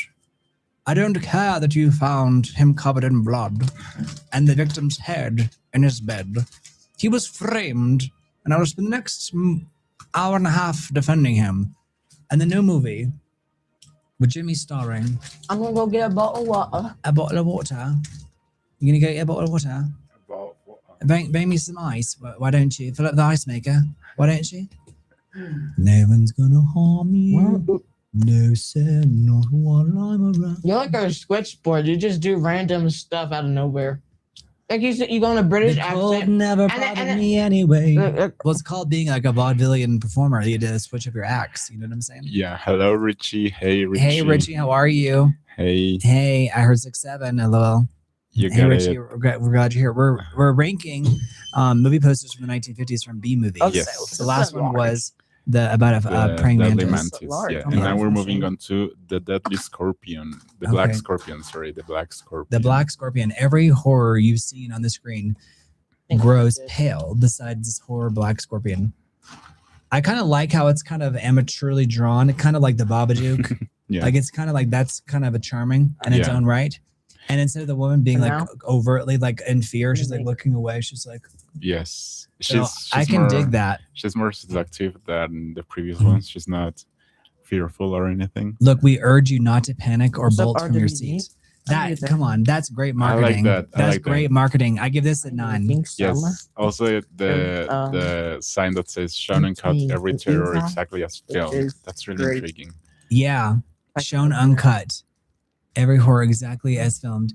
Note the what does it say? The manuscript. Management reserves the stay up right because to put up the if they lights get up at any extremely time early, the audience becomes too emotionally gonna help disturbed. us. Ooh, That's great marketing. It's Come great. on, that is Yeah. great marketing. I'm so intrigued by this one. Especially in the 1950s with like some of the puritanical ideas going on. Yeah, You got this being marketed alongside, like Clorox, like newly, newfangled. yeah, That's a word for you if English. You guys know the term newfangled, like Yeah. newfangled, devices in your home, like the washing machine and Mhm. the dishwasher and all these different things. And the keeping the home clean and tidy was like a really big thing they were pushing in the 1950s, really hardcore on women. yeah. And then you have this. So you have this alongside these monsters that are coming about. I love it. Yeah, so hear this out. The plot is giant scorpions emerge from underground after volcanic activity in Mexico. So Oh, then this yeah, that takes- pushes it to a 10 for me. But I like that it doesn't look like a scorpion. That's kind of like the charm for me. Is Yeah. it just looks like a generic monster. I mean, it looks more like a frog than it does a scorpion, yes, but it's got these teeth. yeah. So yeah, I actually, love how the artwork actually isn't exactly on the nose. right. And There's this a- actually takes place in Mexico. Yes. And the cause is volcanic activity. So again, Mhm. it's kind of related to the fear of nature A nasty or salamander. the Mhm. fear of something happening with Mhm. nature. I like the name too. Yeah, But I think it's vague enough, and I think that they did it by design. Oh, yeah. So Because there's so many creatures like that look like clearly like mhm. maybe they couldn't change the name of the movie, so they were Right. like, we'll make the face like vague enough so it's like, what is that? Yes, It's like, well, we were turning the Mario, I'll lights give to, that like that's poster, great marketing. We'll turn the lights 7. on if people are too disturbed. We urge Yeah. you not to bolt from your seats. That's great intriguing. marketing. That's great intriguing. marketing. Come Yeah. on. And so the Mhm, director, Wayne the director is Edward Ludwig, and he was a Russian-born American film director. Fascinating. Mhm. Okay. So, And created these B movies created a lot of opportunities for people. yeah. And again, a lot of these B movies were designed to be sensational, and to kind of be exploitation to get people to not tune out from the movie theaters Hmm. because everybody was starting to pay attention to television. Yeah, and it's simply interesting to see it. I will rate The it, one tooth that gets you, that one giant tooth. I think that was just like a really unique like decision to not make it so symmetrical. Mm-hmm. Yeah. Yeah. The next movie poster we have is The Monster That Challenged the World. I enjoy this title because it's so specific. The monster that challenged the world. It's like, Again, you got a your movie same about a trope. monster that challenged the world. Mhm. You got the trope of the woman. Go careful. No, Jimmy's balancing a drink. I'm balancing everything. Okay, very good. A wig, Is that like Kool-Aid? most importantly. Yeah, it's like grape. Okay, nice. The Monster That Challenged the World. What's up, RWJ? I Kiss heard of Life, you Hey here. Gizmo. The Blob was a hit when it came out. Yeah. So this movie, This one, I would say like I think it's hard to say because the order that they're presented to you. mm, You know, what year did this one come out? this is Careful. 1957. Not pushed. A lot of these came out like in the 57. mid to late Late. 50s. Mhm. So that was like the height of this craze. Yep. And Okay. the plot for this movie is I'm like, a giant mollusk-like monsters attack near the Salton Sea. A giant mollusk-like monsters attack near the Salton Sea. That's very creepy. Like those little things next to the mouth. Yeah. It's very creepy. So I give it a 5. Mm, Maybe for me, crawling to the depths to terrify and torture. a new Crawling kind of up from the depths. a new kind of terror to numb the nerves. There's a harpoon. There's a man with a harpoon. All right. I think it helps to show like humanity trying to fight the thing. Mhm. You know. For me, it's like a 4. It's is not- RWG Yeah. here? RWG, are you still here, Richie? What would you rate it, Jimmy? Richie, we have a scene we got to do later today, so we got to do it before we get on that plane. Butting a caterpillar with a spear gun, not wise. A 6. A 6. Okay. Well, and you got to remember they're using like the weaponry they would have in the 50s. So they're Mhm. inventing monsters that were like beyond maybe the capacities of what they could fight. This is still a thing though, right? Like they were talking about how like we still like enjoy like dinosaurs more than any other thing. Like for example, a lot of people really love this last Superman, Mhm. but it still made over $200 million less than the last Jurassic Park, which many people say like that's forgettable. Mm. You know, like Yeah. the last Jurassic Park had Scarlett Johansson, not a bad film, but it made over $200 million more than Superman. You can fact check me on that, but it just shows you that, and people really actually were fanatical about this new Superman iteration, but it just shows you dinosaurs will outperform Superman, you know. So that, you know, It's perfect. yeah, Jimmy put ice in he got a purple Called tang grape. or grape drink over here. Mm-hmm. So What's up, RWG? Isn't that wild though? That like, because Yeah. a lot of people like are really, they're divided about Superman, but they at least have an opinion. Whereas like with Jurassic Park, it was like good enough. Nobody really had a strong opinion about it, but it's still made over $200 million more than Superman. Yes. And an interesting fact about the monster that challenged the world is that the title sounds like a threat from a carnival barker, and it has better production value than some of the goofier ones. So okay, yeah, it just shows you like don't judge the name because it could have a better budget and actually end up being a better film. But a bigger budget doesn't always mean better film, right? Right. I'm running to the restroom, but y'all keep going. Yep. I'll be right back. Okay. Are you I ready? want to see a super chat when we get back for you guys. Thank you. Thank you, David Young. Thank you, David. Thank you. Yeah, you guys leave super chats. Let's keep the camera on Jimmy. And this is the next poster, Jimmy. The giant behemoth. The giant behemoth. And thanks again, David Young. Andre 102. Yeah, it wasn't very interesting aside from the title. Yeah, John Shepard. I saw it. I'm assuming that's in London because there's like that. Yeah, that by the Big Ben. Yeah. Yeah, you are correct. The plot for this movie is a radioactive sea monster attacks London. So it makes sense. I actually like the poster. It's not bad. I'll give it a 8.5. I enjoy the art of it. It has like these tiny elements in the down there. John Scott, so if these movies were related to the Red Scare, what do dinosaur represents our generation? Maybe the idea, John Scott, of playing with nature, like the idea of resurrecting things. Because if we are capable of doing that, then that means we're kind of like a type of creator, right? So Looks a bit like Godzilla. It does. It does. So maybe like the idea of portraying almost like a god. Maybe that's the thing that dinosaurs represents to our culture right now. And the consequences of acting like a creator. But this movie, The Giant Behemoth, was a 1959 movie. 59, yes.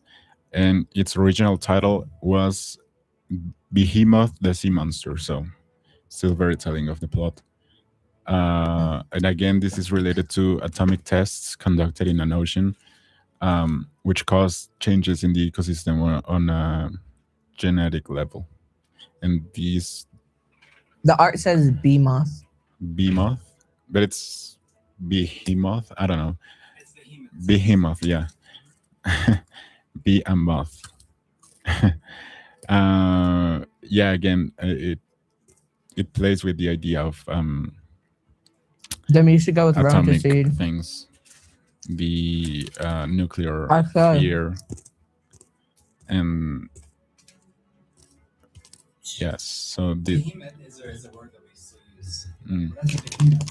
use. Yeah.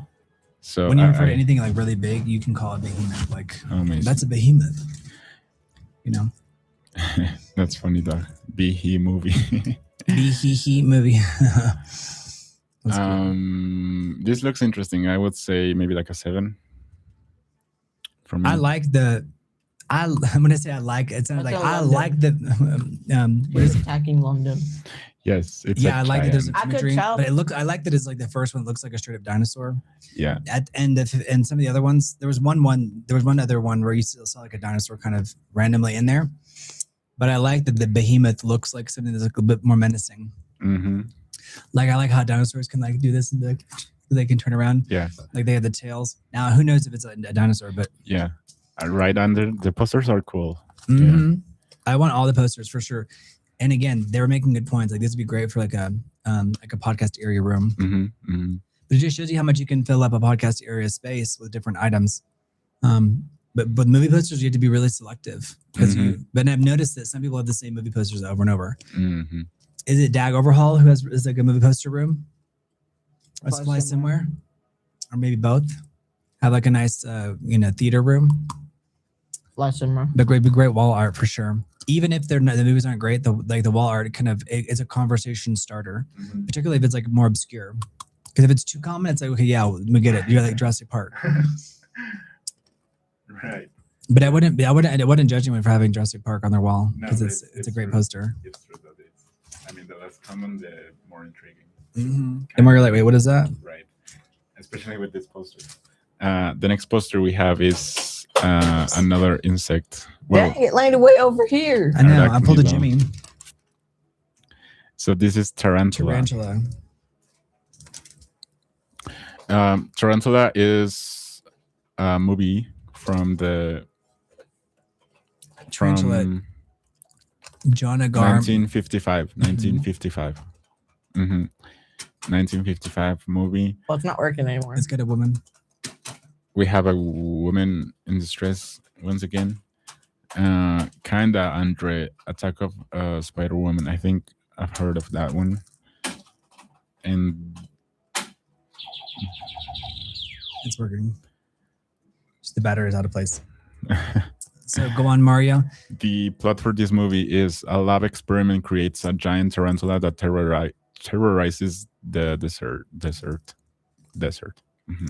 I like that this is like the first spider that we've seen. Yes. I'll go with 7. You would think 5. that okay, 5. You would think that's Actually, Tarantulas. I think that we had a tarantula in our hands, but I think someone else was filming. They didn't film it. I'll double check. Maybe if it's on my No, we phone. did. They didn't upload it. or at least I did on my camera. All right, then we'll have to upload that.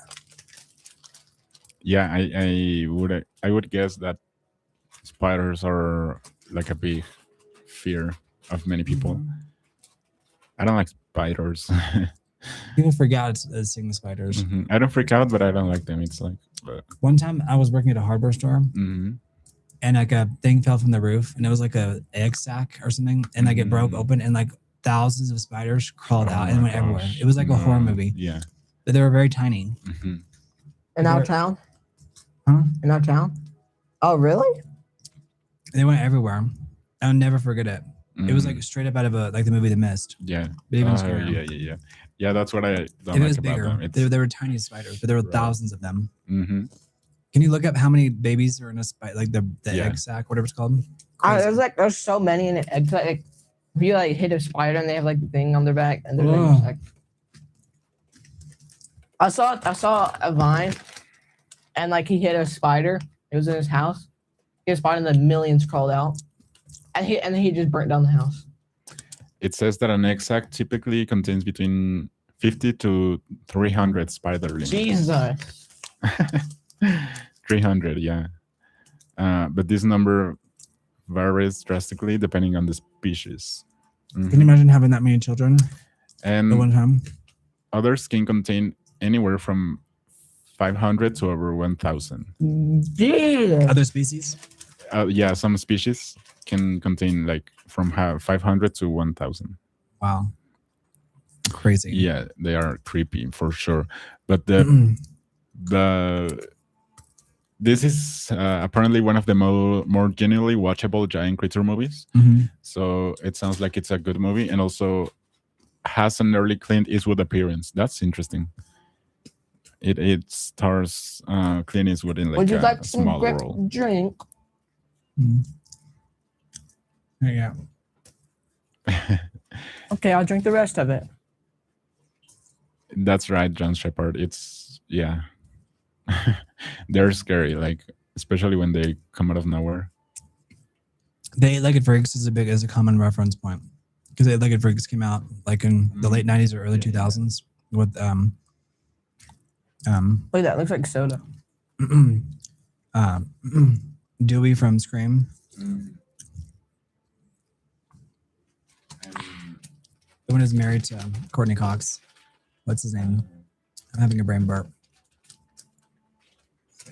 I can't believe they killed him off.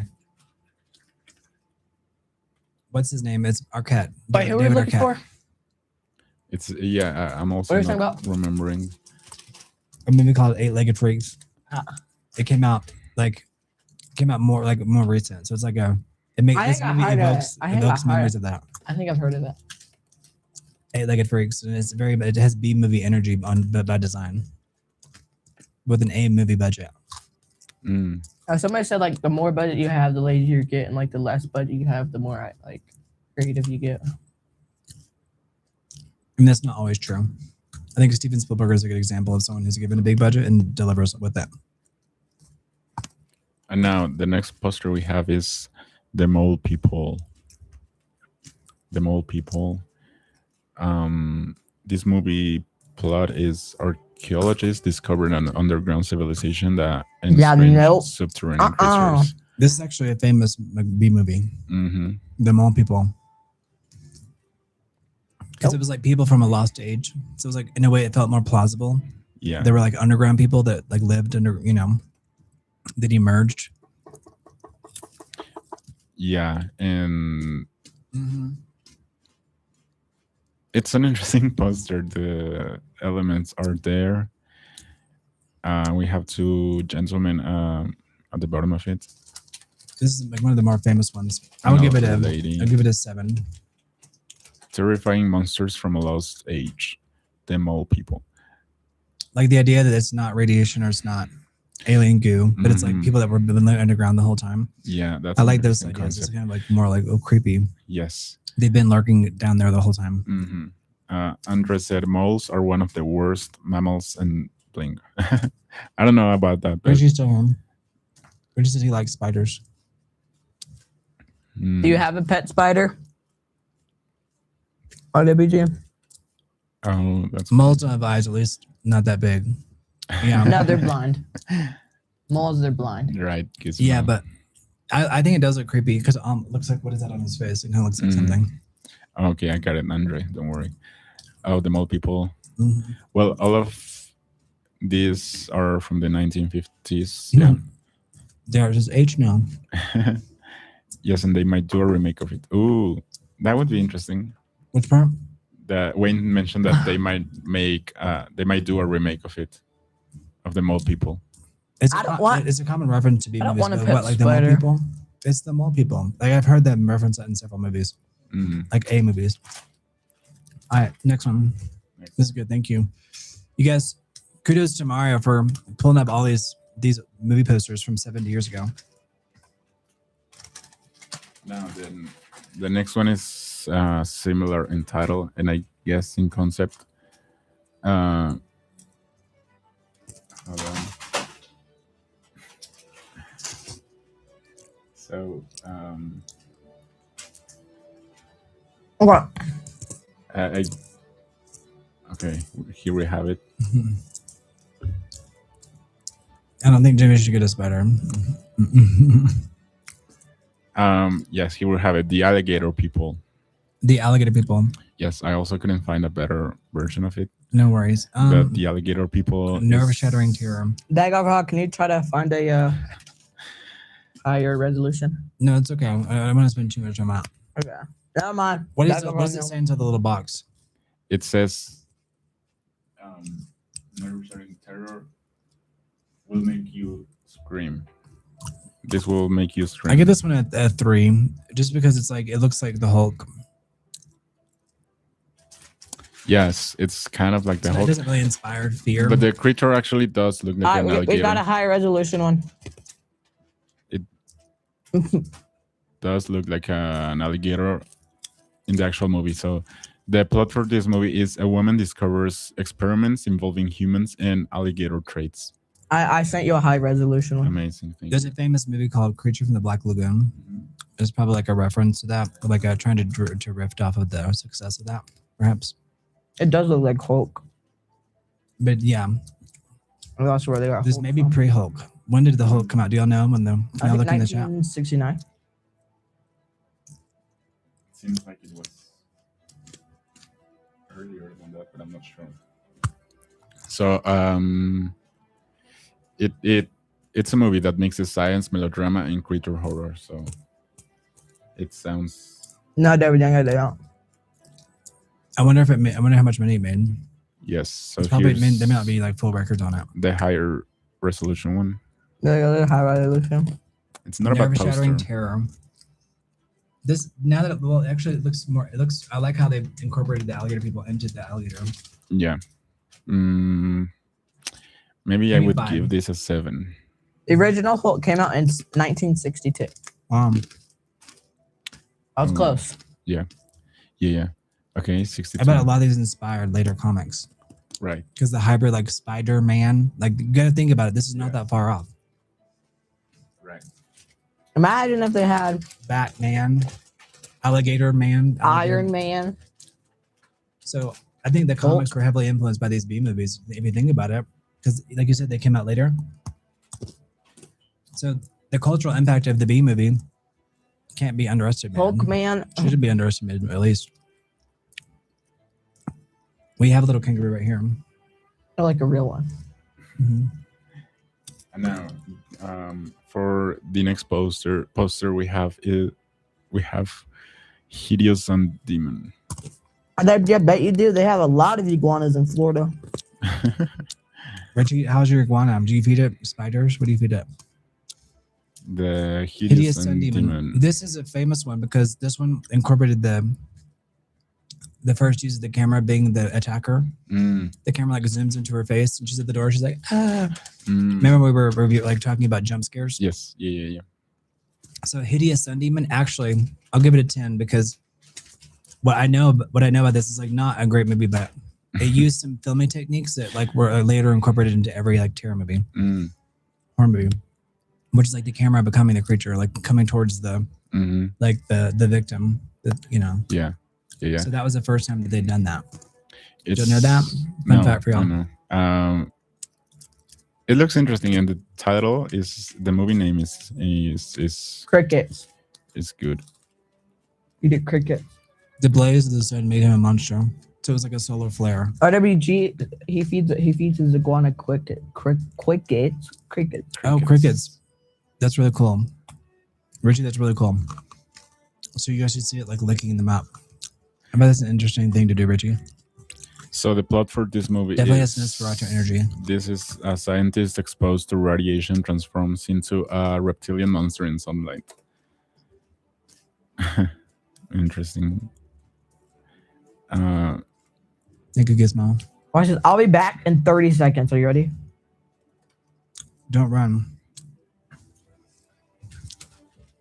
Now, the movie poster says, "We urge you not to bolt from your seats." So that was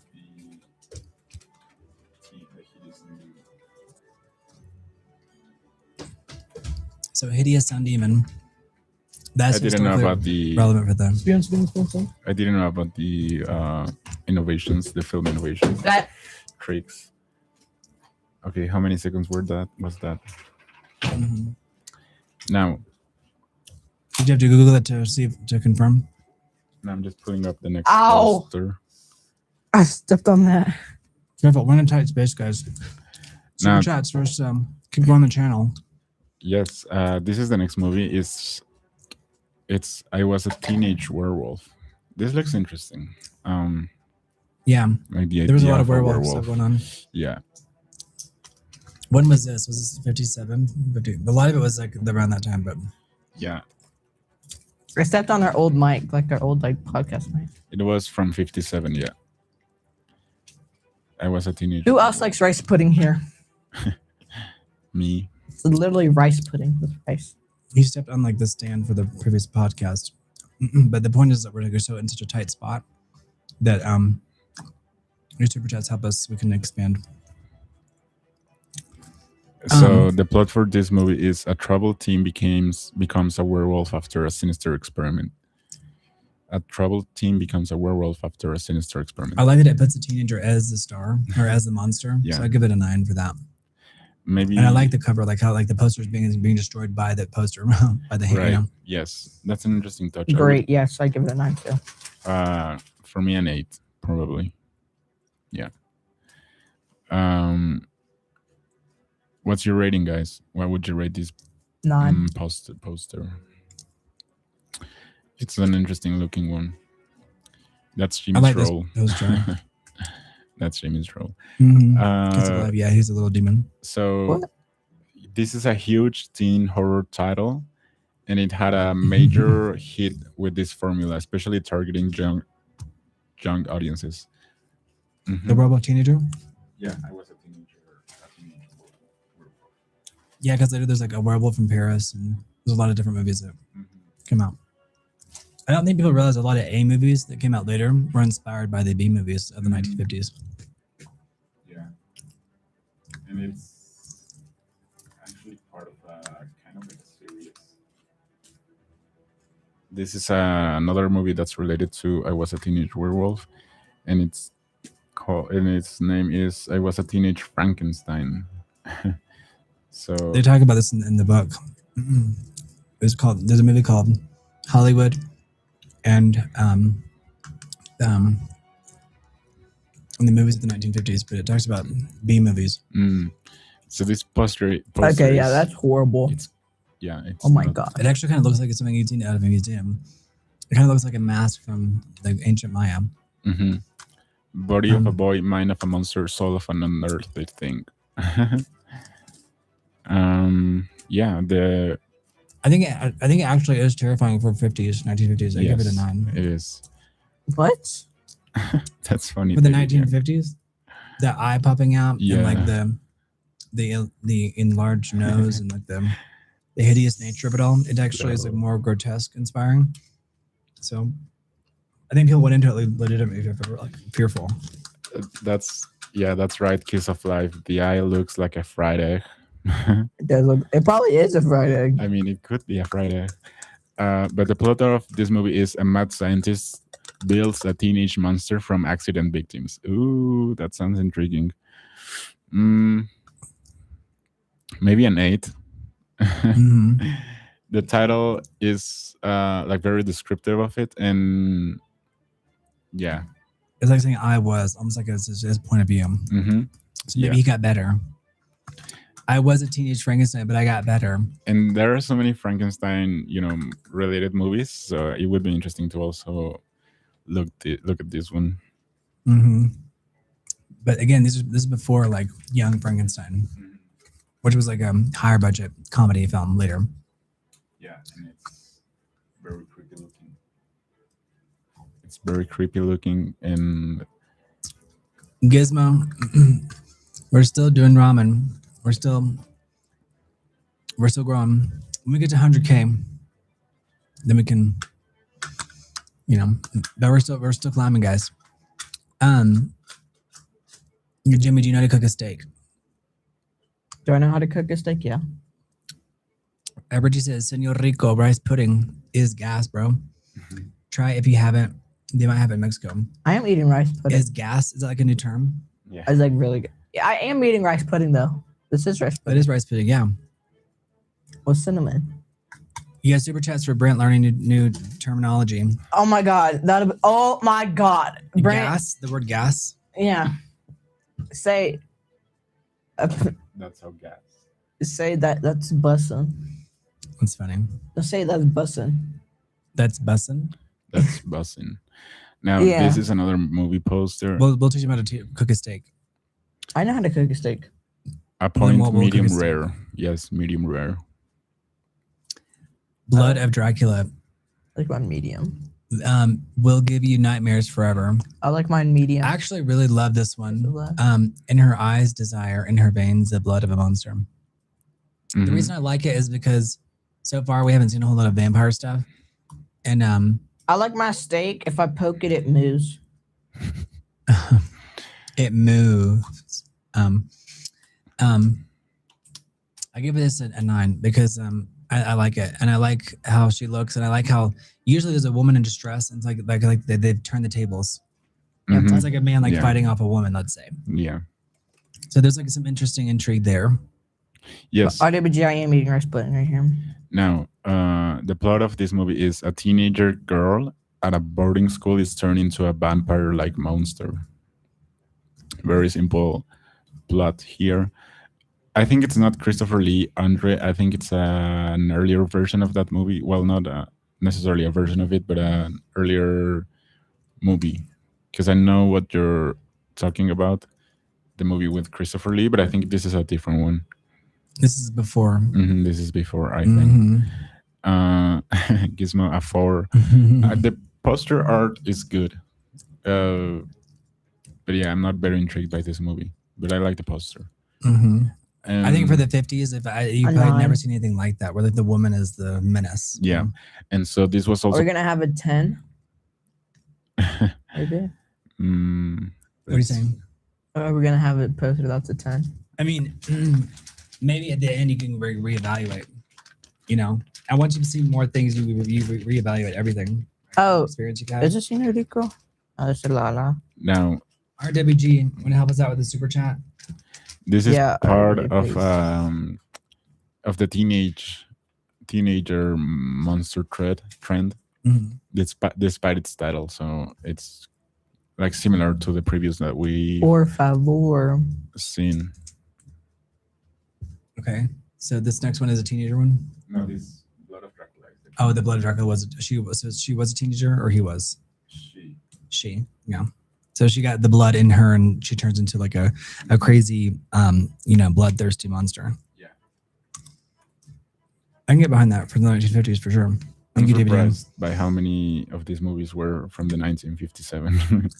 Yeah, John Scott. The posters are 10s and movies are 0s. Yeah, you wouldn't be wrong. But some of them did have innovations. Again, like for example, the first jump scare was from a movie called Cat People. That might be in here.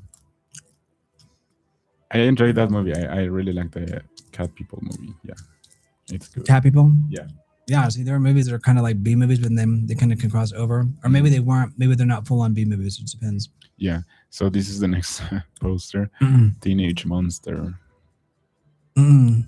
This at the end of the 1950s, there's a lot of this teenage stuff going on. They really like wore it out. It's like wild. Did already see Teenage Monster? We've seen I Was a Teenage Frankenstein and I Was a Teenage Oh my God, there's so Werewolf. many. But this is Teenage Monster. So still is pretty. a They teenage keep it monster. generic. They don't. I like the poster. I think the poster is kind of cool. He kind of looks manly too. So it's like the first thing that kind of made him look slightly attractive. Yeah. So He the was the woman plot, that's really attractive, but they made the guy. this is the plot. A troubled teen becomes a werewolf after a sinister experiment. No, sorry. That was the previous one. This is a boy exposed to a meteor becomes a hairy monster. I mean, still similar, but the difference is that the Definitely Yeah, you Meteor. make a good point, David. That's not like Teenage Mutant Ninja Turtles. right. Mm-hmm. So yes, it's the same, keeping the same trend of teenage like movies in monster situations. The poster is interesting, but yeah, Simple, not too overdone, but Right. it's kind of hard to admit. It's hard to overlook the two people yes. in the bottom left hand. Mm-hmm. Do you hear that? Not Is it a a big- wind? Do you hear that? Look outside. See, there's a giant 50 foot woman. Okay. Oh my gosh! Oh my gosh! There's a giant monster outside attacking No, like the city. sky is like, it's not bright like at all. It's cloudy. Oh, thank you, RWG. Thank you, Richie. Thank you so much, Richie. Thank Seriously. you. Oh wow. Jimmy, you're gonna blow out the lights. Thank you, What? Richie. Is it bad? I don't think it's bad. It's too much. We like that, but it's overexposed. Let's just close it a little bit halfway. Thank you, Richie, so much. Hello. Thank you, Thank you, Richie. Richie. Is it with you? We appreciate you, Richie. We're 4 on the way to 30. Now, the next poster is Teenage Caveman. Another teenage monster movie. Teenage Caveman. And the plot of this movie is young rebels in a primitive society discover forbidden truths about their world. I mean, that sounds interesting. Thank you, Richie. I can get behind that. Plot. Although everything comes down to execution, right? Thank you so much, Richie. All right. Teenage Caveman. Prehistoric rebels against prehistoric monsters. This kind of feels like a period piece, right? Almost, yeah. Because it's like They have like prehistoric a playing against prehistoric. they have like a homemade axe as like the T.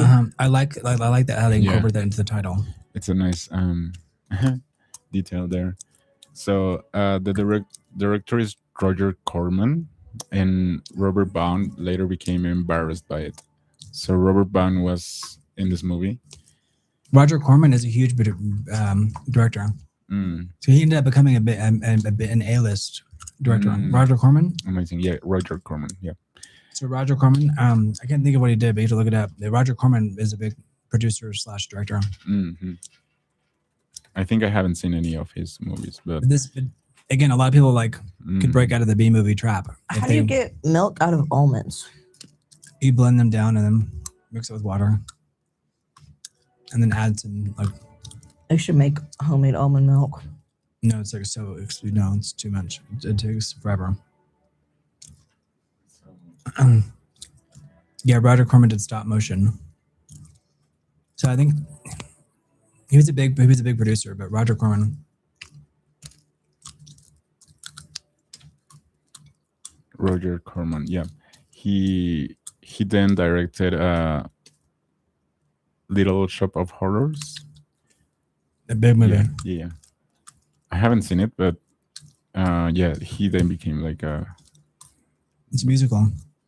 better known director. Suddenly Seymour, Oh, like Little Shop of Horrors is a musical.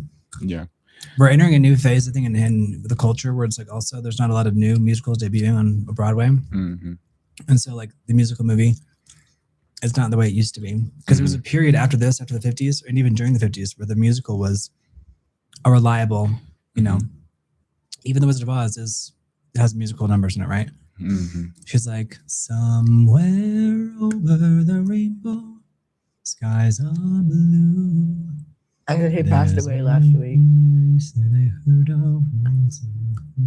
Who? A person you guys were talking about. Roger Corman. I He think so. died 2 years ago, I believe. Yeah, recently. But he was really up there. And the next poster is it's too much, I think. Viking Woman and the Serpent. This sounds like a book. Like it sounds like maybe you don't have enough time to dive deep into the plot. So yeah.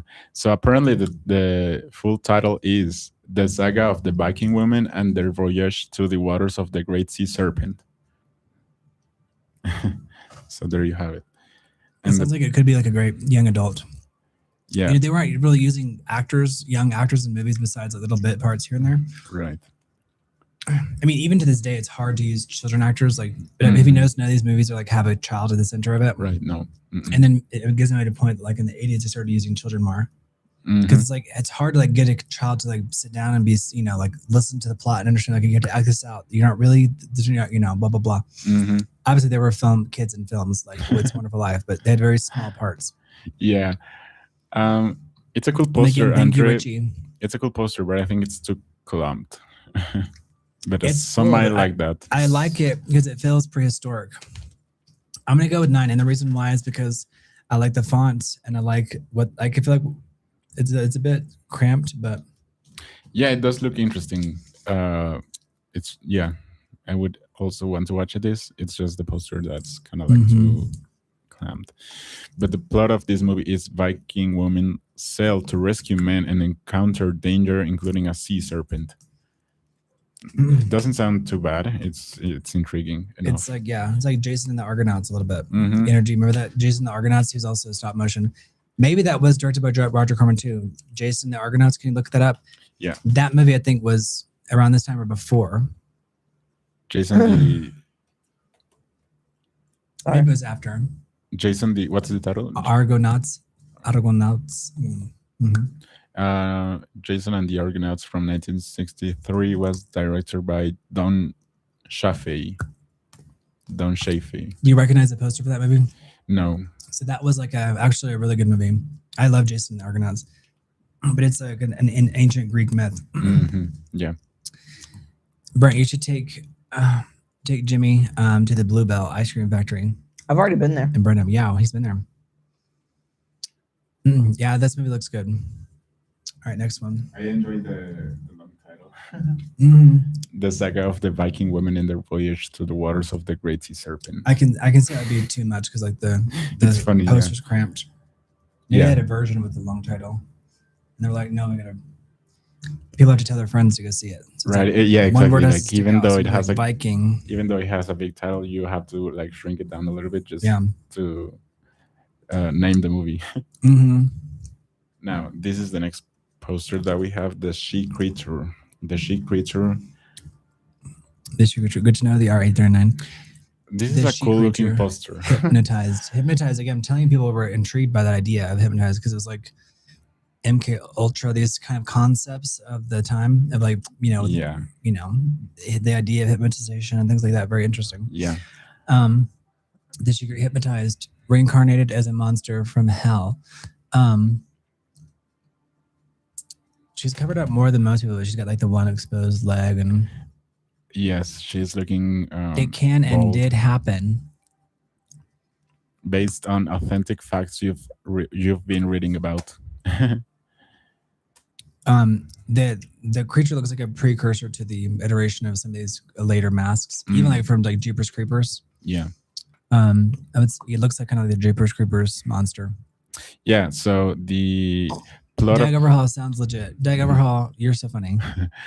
The plot is a hypnotist uses a woman to summon a prehistoric sea monster. I mean, that was a thing. Like that creature from the Black Lagoon is like one of the most famous examples of it. Black Lagoon. Isn't that a book?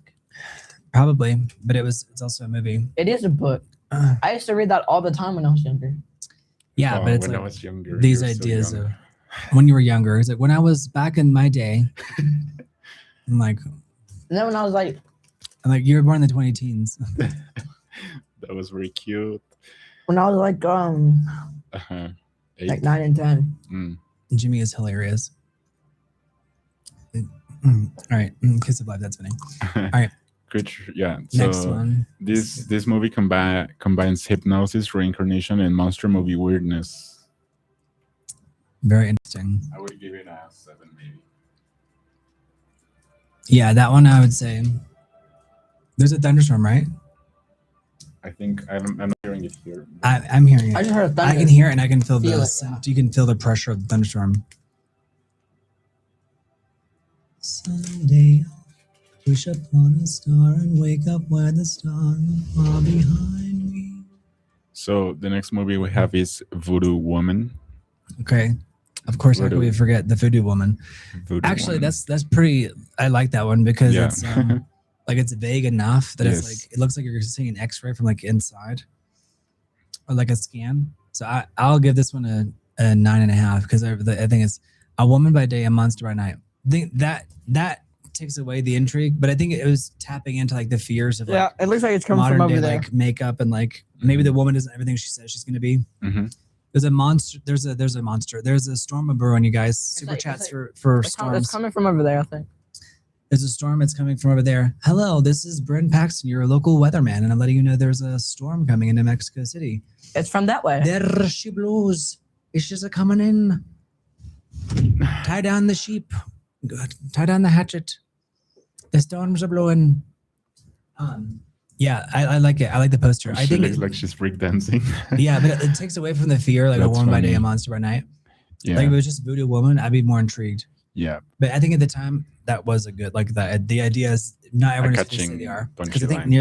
near the end of the 50s the body snatching idea was there too. Mm-hmm. So the plot is scientists and criminals in the jungle encounter a monstrous transformed woman. That's the plot for this movie, and it capitalizes on jungle exploitation imagery and mad scientist horror. You want some? So it handled the cultural framing carefully. Mm-hmm. Right. So there was definitely like the unknown. Yeah. It's fearful.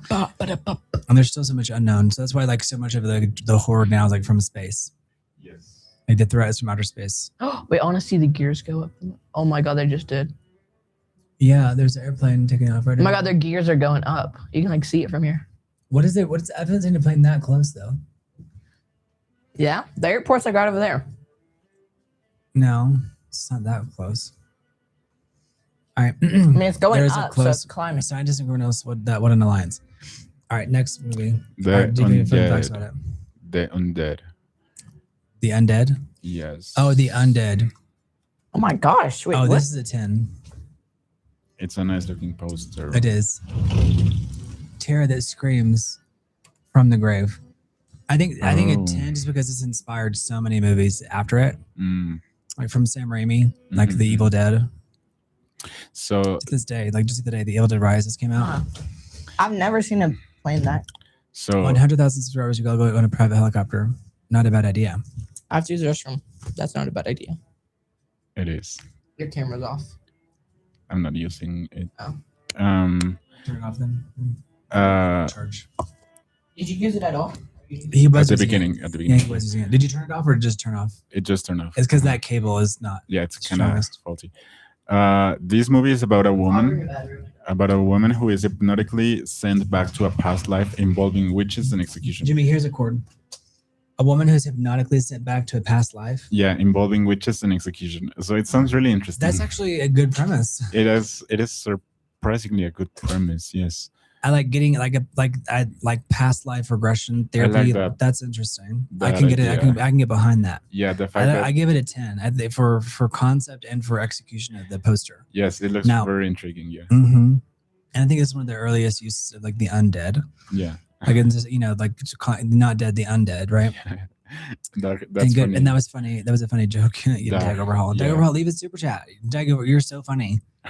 And I'm like confirming that you are hilarious. By the way, because you are funny. Yes, that's funny. Uh-huh. But yeah, this is definitely a good poster. This is another movie from Absolutely, Roger because of life. Corman, Mhm. and It's it's a strange mix of reincarnation, witchcraft, and budget fantasy horror. I like it. Yeah. You guys super chats for us to figure out to add a new thing. We have a TV that we put over here for us to put the posters on, but we couldn't get it to work. It's because the way the signal's coming out from the HDMI ports. So to figure that out, but so we're actually seeing it live with you guys. Yes. But if you guys So there's a help little us bit out, of we can delay. get some tech support. Premise equals an idea, correct? Yeah, like the premise is like the concept. So the art 8039, the premise is like, what are the circumstances like when the movie begins? What is the premise? So the premise is like the idea, the concept of the movie. Yeah. This Like, is I think it's Paradiso.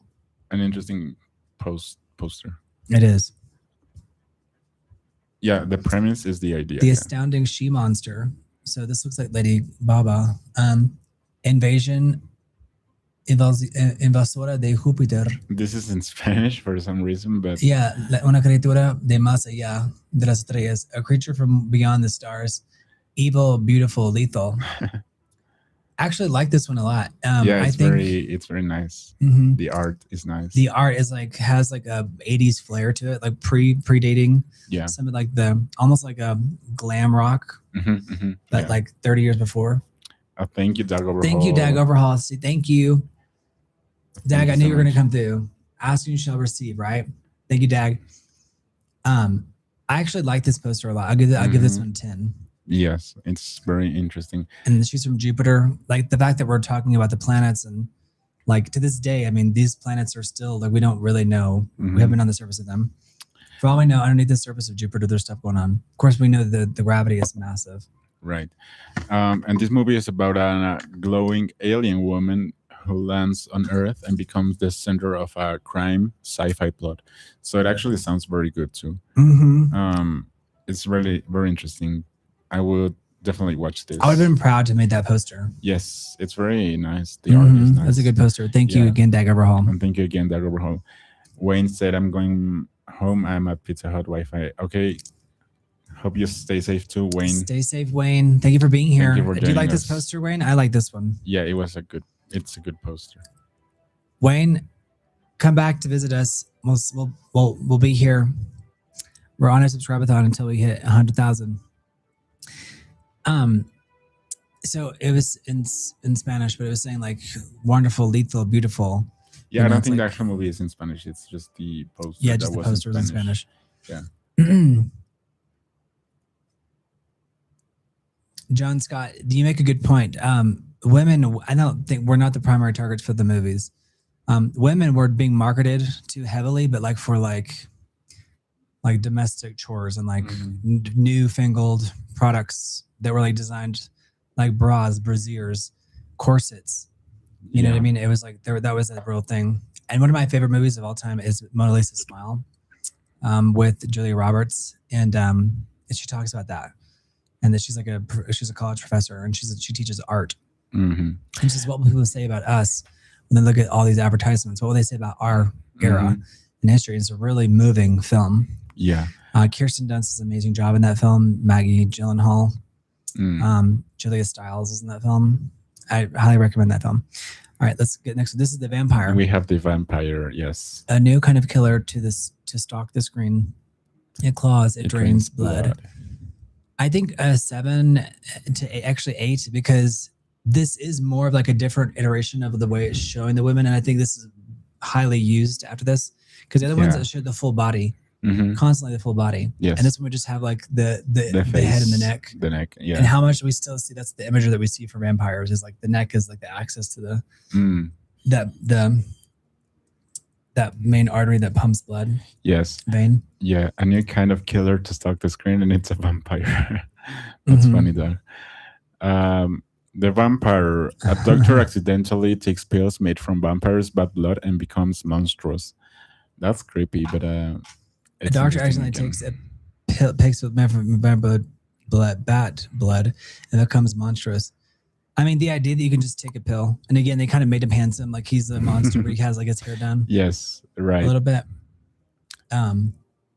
Anything that was like, because there was so much like imagery of perfect faces from like all the major brands that were really taking off of the day, like Coca-Cola, Pepsi, like soap brands, whatever, maybe Sears. Yeah. Like the idea of like showing a non-perfect face was in itself like horrific. Yeah, it was definitely something. Yeah, like it looks more like a werewolf in the bottom left, but I think it's kind of like they're trying to marry the two, get the best of both worlds. Right. So this movie is also another mad science meets vampire mythology. So it's kind of like those movies that try to explain a fantasy through a scientific, quote unquote, point of view. Okay. And the next one we have is called The Werewolf. So the werewolf. Now we're entering the monster territory with these movies, and the titles are very straightforward. Like they're cleaner. Yeah. It's not like, because if we started off with, like Monster was the robot monster, but then it was like the Plan 9 from outer space. Yeah. And so this poster is nice, actually, kind of. I like it because it looks like he's a storm. Yes. Like he's like a storm. There are some composition elements there that make it interesting. I give this a 9 makes it interesting. or 10. The horrors of all mankind terrifies the screen. The scientist turns men into beast. And the I like plot it as of, a Western element. Yeah. The plot of this movie is a man becomes a werewolf after experiments with irradiated wolf serum. So it says like you see it happen. So it's like the focus is like saying like we actually filmed the transformation. So maybe it was kind of like there's that famous scene from Indiana Jones where like the person like you see the melt off of Yeah. So selling the idea of like the transformation is the thing what they're getting at when they're saying you see it happen, like you see him transform. Yes. It's like the Hulk, like cutting to him like becoming the Hulk. Yeah. And again, this is an atomic age movie. Well, in the sense of mixing the elements of the nuclear fever going on. Kiss of Life said he looks like Chewbacca. It's funny, I agree. There's some Chewbaccas in there, yeah. But the poster is intriguing, and I like it. I like it. I like the poster. Yeah, and I like how like it looks like a storm. I think they're kind of alluding to like what the transformation would look like, kind of the liquidity of it, like if you were transforming from one thing to another. Right. But it looks like very much like a storm. And again, we have the woman at the top of it, like this Western kind of frame. Gizmo's not all about the jumpsuits. Oh yeah, the blue ape guy in X-Men. Right. Yeah, the one that was played by Kelsey Grammer. Oh, yeah. Recently, yeah. he definitely looks like that. Yeah. I think it was called Beast. He's called Beast. Yeah. Dag Overhaul. I'm pretty sure it's Beast in X-Men. That's the blue guy's name. Okay. And speaking of beasts, the next movie is titled The Beast with a Million Eyes. That sounds like biblical, because like at the end of the Bible, there it describes like a creature, a winged creature that's covered in a million eyes. Yeah. Or like endless eyes. It's like completely covered with eyeballs. Do you remember that from Yeah, like an Um, accurate representation of the angels, right? Yeah. And yeah, I remember like the wheel with eyes. Mhm. Sounds very Very biblical, like prophetic, definitely. scary. Yeah, so the beast with a million eyes. It's a creepy poster The unspeakable horror, destroying, terrifying. with Paul Birch, Lorna Thayer, Donna Cole, and the beast. So we have the beast. The beast is on there, like I said, for like one of the stars. Right, I love that. Yeah, Um, I give it a 7. I think there's something like maybe if it, sometimes it's scary to not show the monster. mhm, So if it was like a blank poster and like on the poster was just like all eyes, mhm, like that would have been even scarier. Yeah, So if I was like a 'cause- concept artist, I would have done that. But I don't think this is bad. no, But I think it's like I would have made it more like alluded to what the monster could Yeah. be. because here we can barely see the eyes. I mean, we see that it has more eyes than Your typical beast. yeah, your typical beast, but it's not very legible because of the text. Text is covering it up. So this movie is about an alien force that controls animals and people to attack a family. It's funny that it's only targeted toward a family, like it was It's like the beast chose his victim kind of versus like going after people randomly. yeah. Maybe they're on vacation or something. It Maybe could they're be- in the forest. yeah, Something like that. and I think it has some elements of the Eastern art, like the creature has some elements like from a dragon, I think. Yeah, you're not Maybe. wrong. Like the stuff that's coming out of the face. Yeah, exactly, Has like those dragon elements, dragon whiskers. whiskers. Yeah, Yeah. dragon whiskers. Absolutely. Yeah, kind of. It reminded me of that. Mhm. This looks like a dog lost a fight against a porcupine. That's funny. Gizmo. Maybe it did. A 3. I would rate this a 5. Maybe. It's not that bad, but it does have it does kind of look like some of these little creatures, Right. like So- they're kind of like gremlin-esque, Yes. but definitely like it has some Yeah. spooky eyes in there. But it does have the dragon whiskers for sure. Kind of. Yeah. All right, next one. And subscribe, James guys. back, guys. Y'all don't forget to subscribe. Don't forget to like the video. Don't forget to like the video. We're covering interesting facts about movies here, Okay. about the history of film.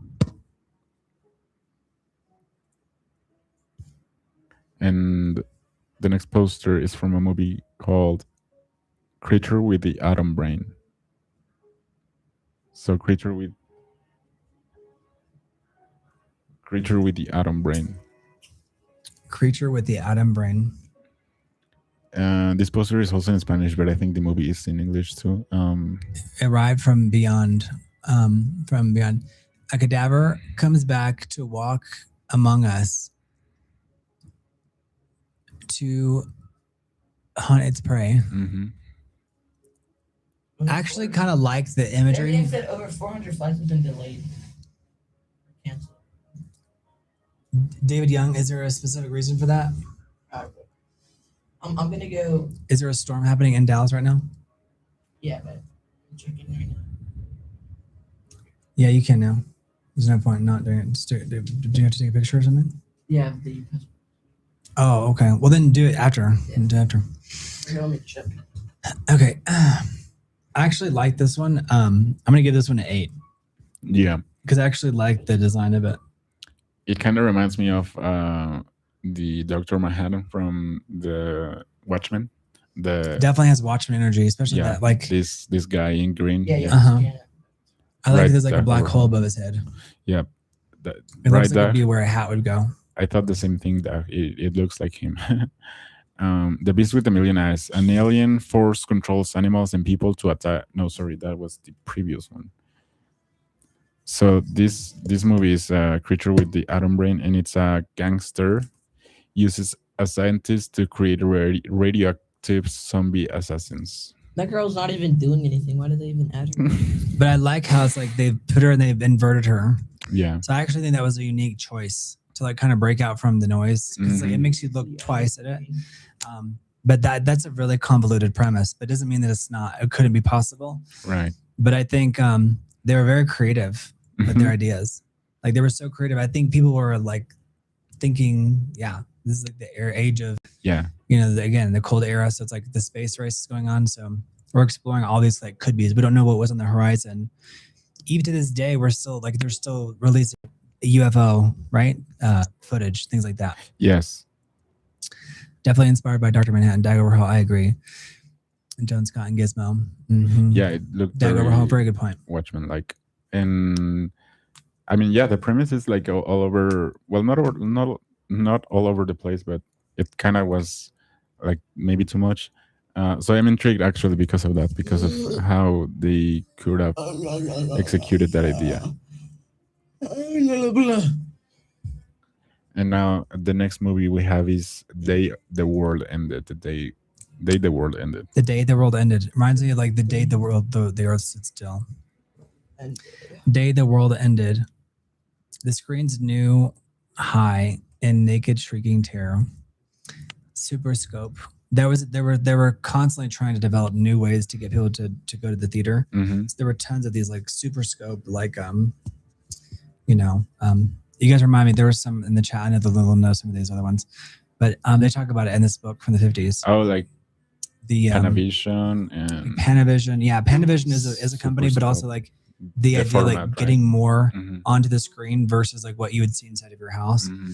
So there's the Cinerama, things like that. Yeah. They also there's one point where they actually had 3 screens. Yeah. So and it was projecting. Yeah. And it was just kind of like too much. Yes, I think at some point it becomes too much. Yeah. Yeah. But Super Scope. This monster kind of again looks a little bit biblical with those eyes. Yes. I give this one like a 5 or 6. It's got the guy with the weapon, the woman. Yeah. Again, it's following all the like the trends. Tropes. Almost every single one has the woman, right? And they make a good point. Like, were women not going to the movie theaters? I think they were going with men. But I don't think these movies were a big draw for women. Mm-hmm. No. Because they could see the comic book sales. Like what was working. Mm-hmm. Yeah. And it was like they're gearing it just like the age of like marketing towards teenage boys. Yep. Yeah. And hey, Amy, and how are you? Hello. This is a movie about the survivors of a nuclear war hide in a house while mutants roam outside. I mean, that actually sounds like a legitimate premise. Mm-hmm. Like, you know what I mean? Like, that sounds plausible. Yeah. So I like the premise. The premise helps for me. Yeah. Exactly, Daggins. It's kind of like the day there stood still. This almost looks like the cover of a newspaper. I'm bringing these towels. So it does. It does. Yeah, bring them in. Yeah, like it's the first. Storming outside, guys. Super chats for us to do the rest of the live stream on the balcony in the bedroom over there. You guys can see the storm brewing in the background. Yeah, it's starting to rain. Richie, you want to leave a $50 super chat and we'll go outside on the balcony and go see the storm brewing. Yeah. Brent, how do you think today's woman would feel about these movies? I think we're kind of past like, at least I think there are people who are outraged constantly, right? Listen, I worked in Hollywood. So I think we're past the age of like people listening to constant fake outrage. I think there's so much content out there with everything that's available on the internet. It's hard to be outraged about one singular product. So I think there's too much to look at for that opinion to even matter. Do you see what I'm saying? You could look at the Devil Wears Prada and you could criticize it for like just like women still backstabbing women all these years later. Yeah. Andy still doesn't have a family. She's still prioritizing her career over starting a life when it kind of goes against the entire messaging of the first film. There's plenty of things for people to be mad about. I don't think people would care because movies don't have the type of like cultural relevancy. There's a video that just came out too. They're talking about like why does Avatar have like exactly 0 cultural impact? Mm-hmm. You don't have conventions of Avatar, like, but people are going to it because it's like the latest and greatest of technology, but it's not because it's necessarily like culturally impactful. Exactly. Yeah, that was what I was.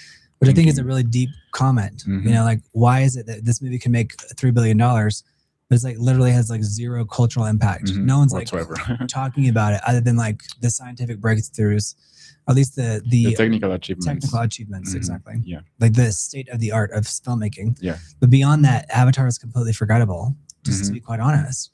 But it doesn't mean that I don't like it and think that it's great. It's like something about it. You walk out the movie and you're just kind of like, and you forget it.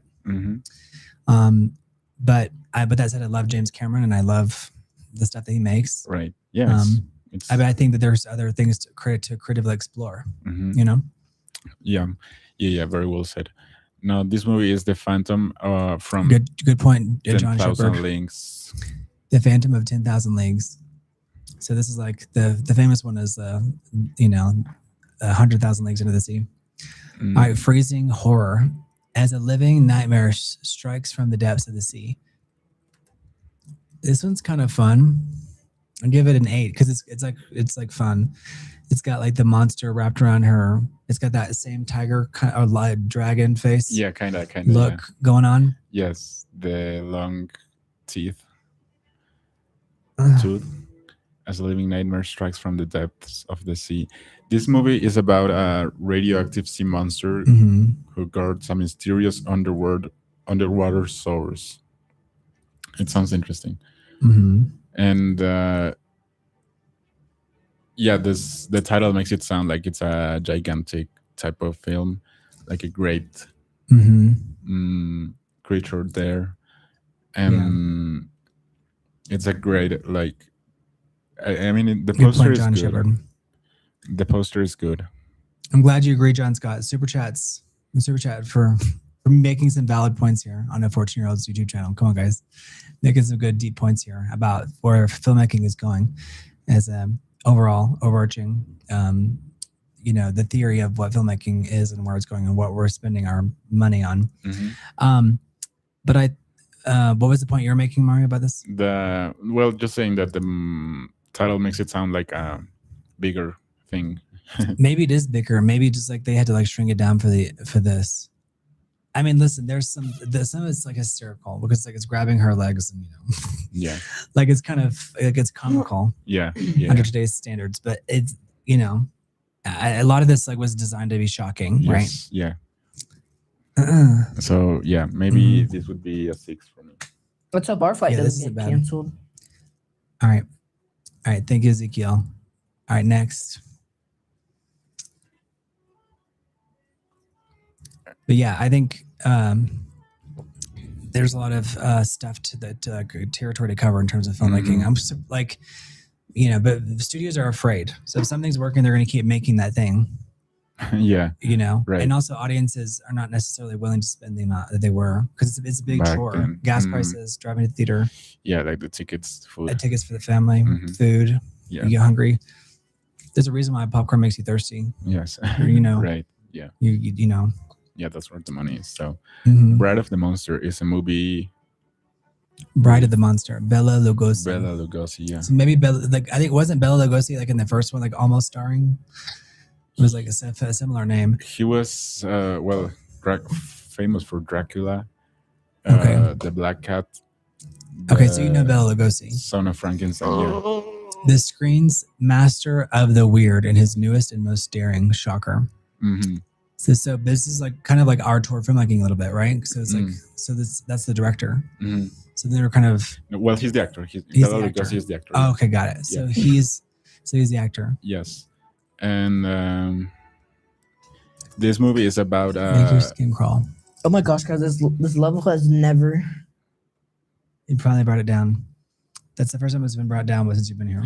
I know. This isn't level. This is a mad scientist who creates some monsters and conducts strange experiments. Okay. Yes, Bela Lugosi was in Dracula. Yeah. And Gizmo, I think the man was the monster. And is also an Ed Wood movie, says Dag Overhaul. Thank you for that tidbit, Dag Overhaul. Ed Wood plus Bela Lugosi. So this might actually be one of the B movies that were like bigger. I think, Bride, like the Bride of this, Bride of that. And again, remember how there was like young, like I was a little Frankenstein. So like there were some comedy films made later in the 70s, like Bride of Frankenstein. young Frankenstein. Yeah. And there's also like straight up horror movies as well, but they were still maybe like more self-aware, campy. Yeah. But this actually does like look legitimately kind of scary. And it's interesting that they painted them versus like using like images from the film, right? Yeah, but that's still to this day a thing, like Star Wars or any kind of movie. Yeah. You see like there's an art to the way you make a movie poster. Yeah, right. There's definitely like a theory, but they were also obviously exaggerating. Happy birthday, Amian! You're not old. Happy birthday, Amian. Damien. You guys, it's really thundering outside. outside, guys. It's really thundering outside. This is Agent Joe Jenkins, and we have a storm. Oh my God! We just had a flash. It's starting to lightning. The storm just flashed us. I can see a trailer that got blown away. Oh my gosh! There's a twister. There's lightning. There's people running around. There's a building that just fell down. 1950s horror movies. One of them. Oh my God! There's a cow. There's another one. Oh wait, no, that's the same one. Flew around. Going around. If we get a $50 super chat, we'll go outside to the balcony. Let's make it happen. And me and Mario can go Ella sit Lanchester. In the rain, we can see the cows. I love Mario's trying. It's really adorable. It's adorable. I know you're getting there. And it's hard for me to be like, how do you like Argentina? It's like, how do I do that? It's like, okay, but yeah. But next we have Catwoman of the Moon. Oh, this is famous. This is the one where you see the zippers. Like this. I was mentioning it on the other one. Yes, Catwoman. But this is the one where you can see their zippers. The premise of this is one of the most ridiculous ones. This is astronauts discover a civilization of telepathic women on the moon. What?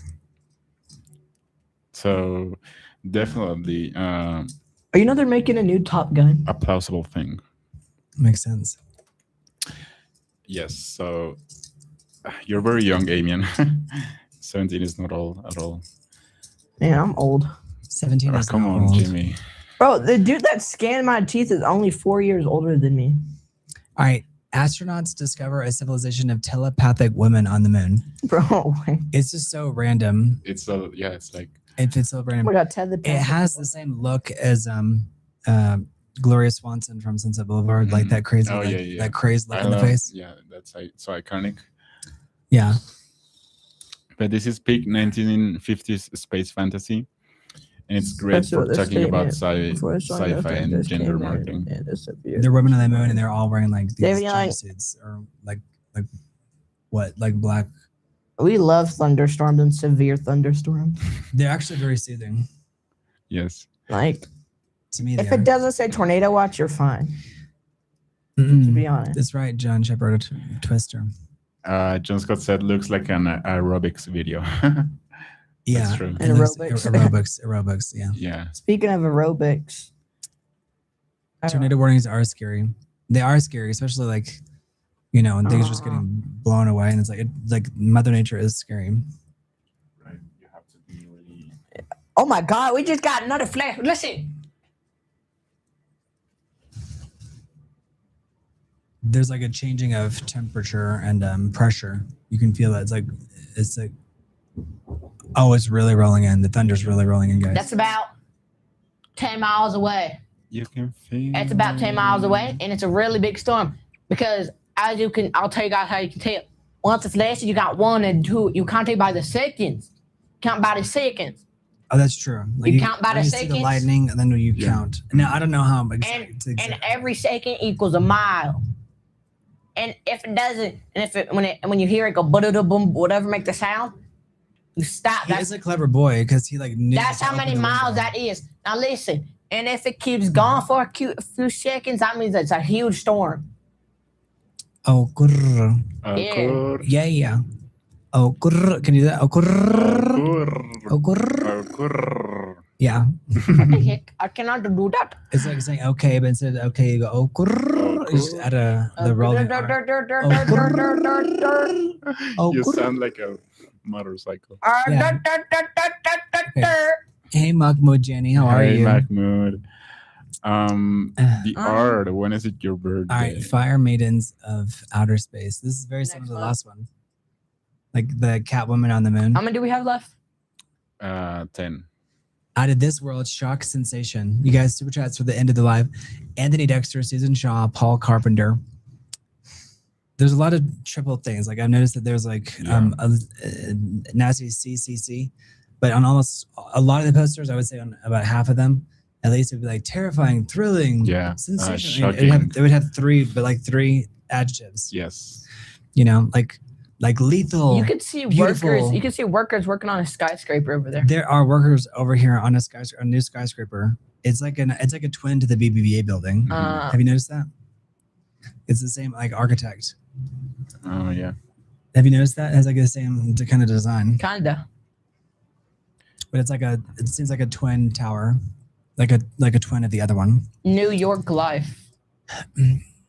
Good to know. Your birthday, June 25th. All right, so this movie is about astronauts finding a lost civilization of women on Jupiter's moon. So it sounds. Speaking of Avatar, plausible. The Avatar, they're on Jupiter's moon. Mm-hmm. Pandora. Yeah. It's on Jupiter's moon. What are the odds of that? I mean, I guess it's kind of based in science to right, an extent. It has moons. Yeah. The moons are like around the size of maybe of like Earth gravity. Yeah, and there's been this idea, right, that Jupiter's moon has like some sort of life. Have you guys ever been like on top of a storm in a plane where you go up and there's like a storm under you? Dozens of times. Oh yeah. It's so cool. It's also scary. It's a little scary. Yeah. It is cool. Cause like it's flat. That's like it's not Jupiter's moon. Is it Saturn's like moon? you're Dag over Overhaul? it. Where is it? Where is Avatar take place? Thank you, Damien. Thank you. That would be good for me to know. Thank you, Damien. Mm. Your birthday's close, Gizmo. Mm-hmm. Close to what? It's May 28th. Oh yeah. Gizmo's birthday. Yeah. Dag Overhaul, where is it? I thought Pandora was on Jupiter's moon. No, the next movie we have is Queen of Outer Space. Okay, next one. Burn down. Jimmy Choo's because of life. I think this is kind of famous too. I have heard of it. Maybe. I think Dag Overhaul's like searching. Maybe it is on Jupiter's moon. I don't know. I thought it was Jupiter's moon. Do we know where Pandora is? I'm not sure. Let me search it up. Meanwhile, we have the poster on screen. Okay, here it is. Queen of Outer Space. Okay, this one is famous because it has Zsa Zsa Gabor. Alpha Centauri system, the closest star system to humanity's own solar system, and is the fifth moon of the gas giant Polyphemus. Okay, good to know, Dag Overhaul. But is it actually the Pandora that we know of? Okay, That's good to know. Everybody get down to the ground. It's about to tornado. It's about to go. All right, mankind's first fantastic. The Zsa Zsa Gabor, she was like the leader of this. Zsa Zsa Gabor is one of the few people that like transitioned over. She was a Hungarian actress. Oh. So Zsa Zsa Gabor is a famous actress from this era. And she was like known for glamour and like marrying billionaires and. How's it pronounced? Zsa Zsa. Okay. Zsa Zsa. Zsa Zsa. Is that so? Is it she had a famous sister too. But I can't remember her last sister's name. Is that an apartment building? It's a hotel. Oh. That is, and then that one, the top, really tall one over there is a residential tower. Mm-hmm. Zsa Zsa Gabor, you're right. Eva Gabor was her sister. Okay. Thank you, Rob. Hey, Rob. Richie's What's up, back Rob? from Pandora on Avatar. Thank you, Richie. Hey. Reggie, are you coming back to be our patron? Now, We have like Queen of Outer Space, and this is Cinema. we have 20 minutes left to our goal. So this was, let's make it happen, guys. Let's make it happen. this movie They is about lived a long time, the Gabors. this movie is about astronauts crash landing on Venus, ruled by women after war between the sexes. That's funny. What's your goal? Yeah, Venus. 30 super chats. Yeah, so 30 super chats or max it out, baby. Our goal is to $500 if we can make it happen. But yes, Venus. There's the old saying like men are from Mars and women are from Venus. Yeah. Yeah. So it makes sense Like, that she, it said, like, she- boys go to Jupiter to get more stupider.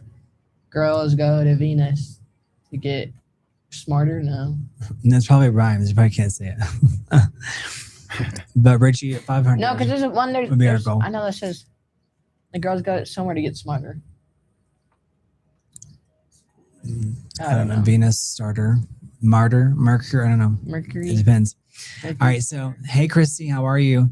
All Hey, right. So Chrissy. next one. So we just covered Zsa Zsa Gabor's film. Mm-hmm. So what was the name of it? The Queen from Outer Space. Queen of Outer Space. Oh, the Yes. Outer Space. Starring Zsa Zsa Gabor and leans into campy space glamour fantasy. So that actually sounded intriguing. There's something kind of fun about it, especially if like Yeah. you have someone to star at power. Yeah. But the next movie we have is Devil Girl from Mars. This looks very Right, John Scott. um, Devil Girl from Mars. yeah. The fantastic night of terror that menaced the fate of the world. Invasion I like her from outer outfit. Space. Yeah, she looks fierce. Doesn't she look like? Yeah, she looks like a current pop star. Like she immediately, she looks like Gal Gadot. Mm, Like, because Gal Kinda. Gadot was Wonder Yeah. Woman, but then she was later like the evil queen, and yeah. she was the evil queen in Snow White. Yes. So she looks like the evil queen from Snow White without the drapes. Mm-hmm. Welcome back, Shadow. Hello. And this Mhm. movie is. You're right, Richie. There's a lot with that expression. The plot is a leather-clad alien woman comes to Earth looking for men to repopulate Mars. So I bet this is a lot of fun. Remember that movie I told you that bombed in like 2011? Yeah. It's called Mars Needs Moms. Oh yeah. So this kind Yeah, of reminds me of that premise, except It's this is like similar. more like exotic, and the other one was like more family oriented. Yeah. Yeah, but this is more definitely Mhm. exotic. Yeah. But the poster isn't bad. I mean, I actually kind of like that the woman has a bit more flair to her. So Yeah. I'll give Yeah. this one an 8. For me, maybe an 8.5. Yeah. Yeah. Oh, thank you. Thank you, Richie. Thank you, Richie. Thank you so much. Truly. Thank you, Richie. Thank you, Richie. And Thank you, Richie. I think the names are Thank what you. like hurt today's view of the film.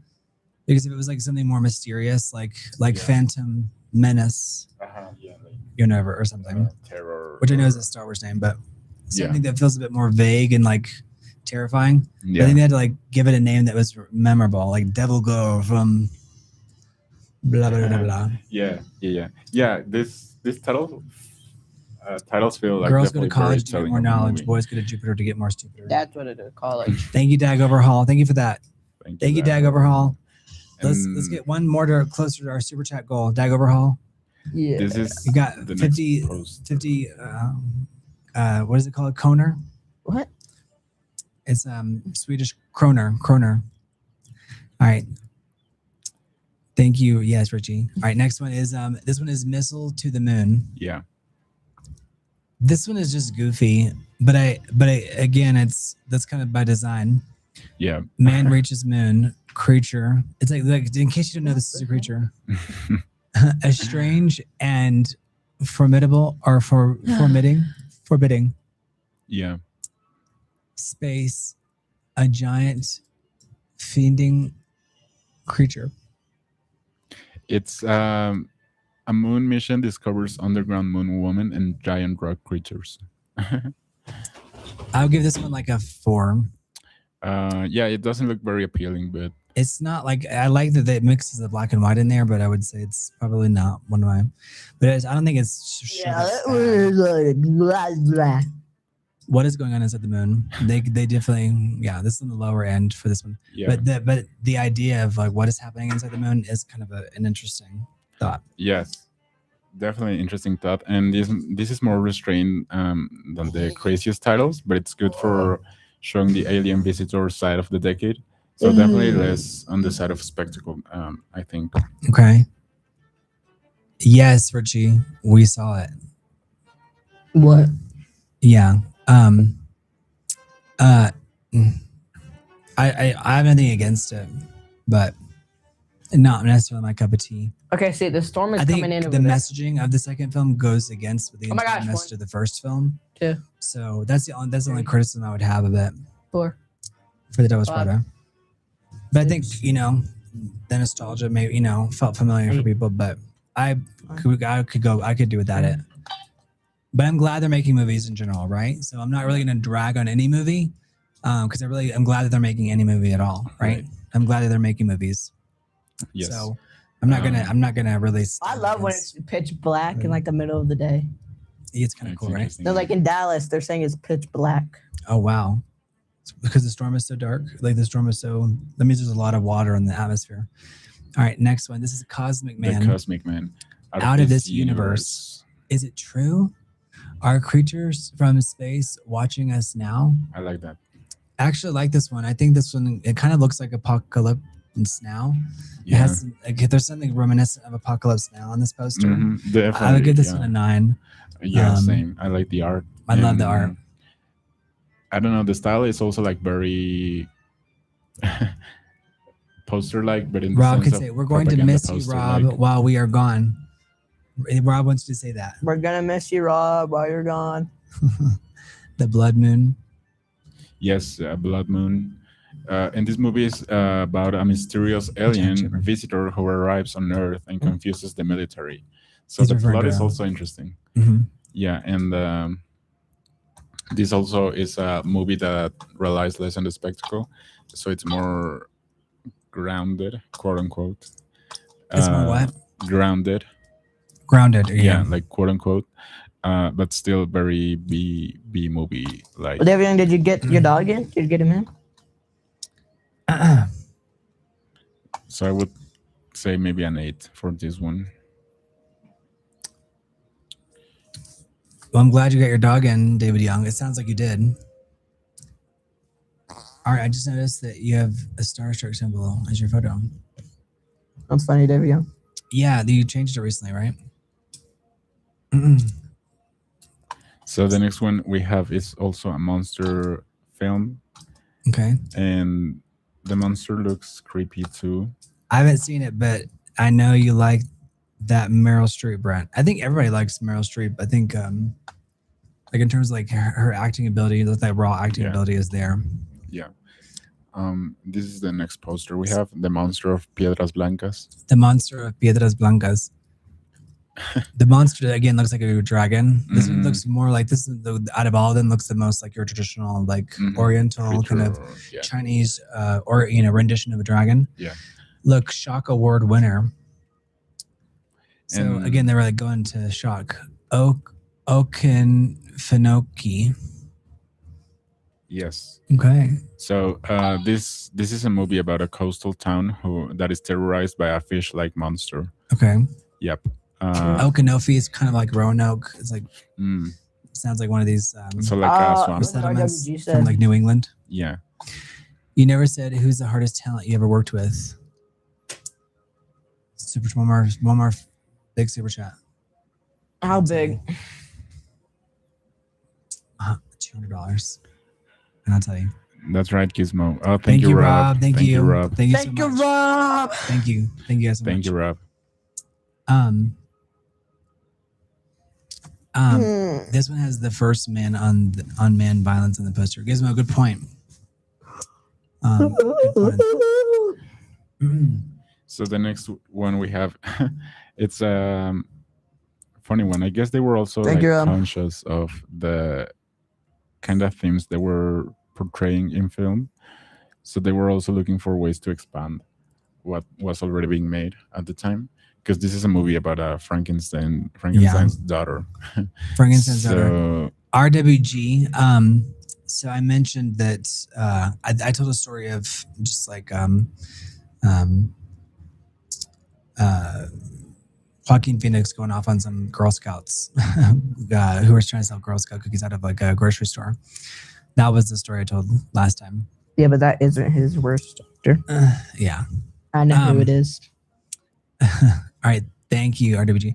And thank you, Rob. Thank you. Frankenstein's daughter, it reaches from the grave to relive the horror, the terror. More destructive, more terrifying. I would say this one is a 3 to 4. It's not great. not very impressive. I haven't given any of them like 0s or 1s just because I think they all have their little charms to them. I'm very excited for tomorrow. I would say this one is like on the lower end for me. Yeah. Also, like just because Frankenstein has like become less scary, but maybe at the time it was had its scary aspects to it. Ron's mom said we can pick him up after 10 Bye, o'clock. Kiss of Life. Goodbye. Bye, Kiss of Life. Bye. Enjoy the rest of your day. Thank you for joining us, Kiss of Life. Yeah, it's not the best. No. We can move on, but John Ashley and Sandra Knight. Okay, good to know.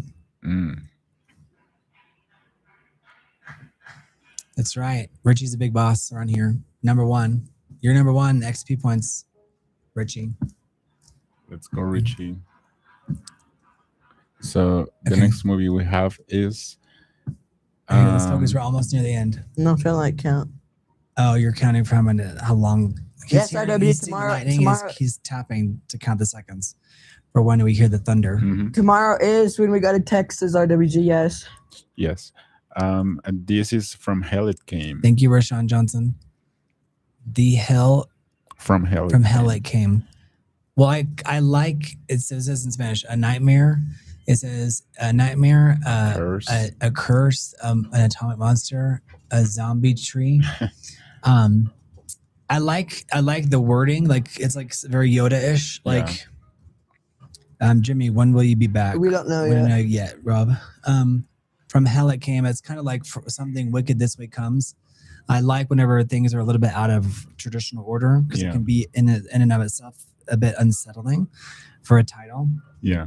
So I actually give this like a 7 because instead of it came from hell, it's like from hell it came. It's like it's something about that, and the idea that it's almost like playful because even it says in the title, it says like, is it a demon tree? Yeah. Or a zombie tree? Like that's funny. Yeah. I think they're all American movies. They're American movies. Just he happened to put the right. poster they have. It's in Spanish. Good bar poster. For the Spanish market. That's right, John Scott. How many do we have left? Like 3? 3. Yeah. Oh, I got it right. And you guys come through for us. These end of stream super chats. They help us out of 10. Yes. Now this is a movie about a murder prince return as a walking killer tree stump. And never shaking out the storm. Yeah, The Mist. I love The Mist. Richie, The Mist is one of my favorite movies. Frank Darabont directed it. Thomas Jane is the star of it. I love the movie The Mist. Yeah. And his antagonistic neighbor is named Brent. But The Mist is one of my favorite movies. It's probably like in my top 5 favorite movies, The Mist.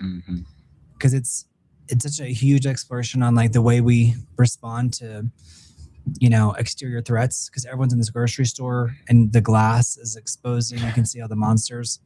It's such a good movie. Marsha Gay Harden really should have been nominated for an Oscar for that film. Have you seen it? Yes. No, but it's funny because he said it's an old AF movie and it's not that old. It's not that old. There is an older Mist. There's an older movie, but he's probably referring to the one from 2007. Yeah. Richie, come on. Super chats for The Mist.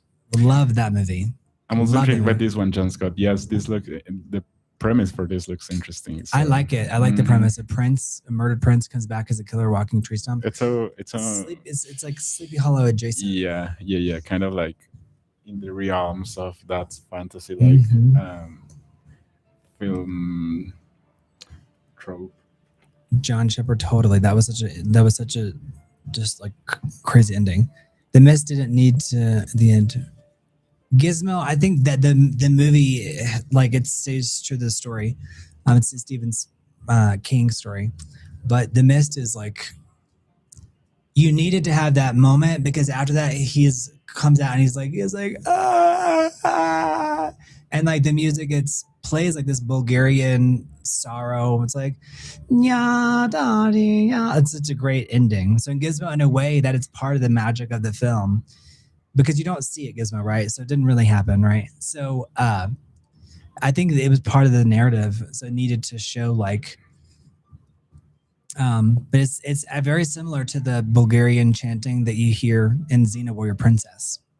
That's in the end of The Mist. So fun fact for you, but I love that chanting.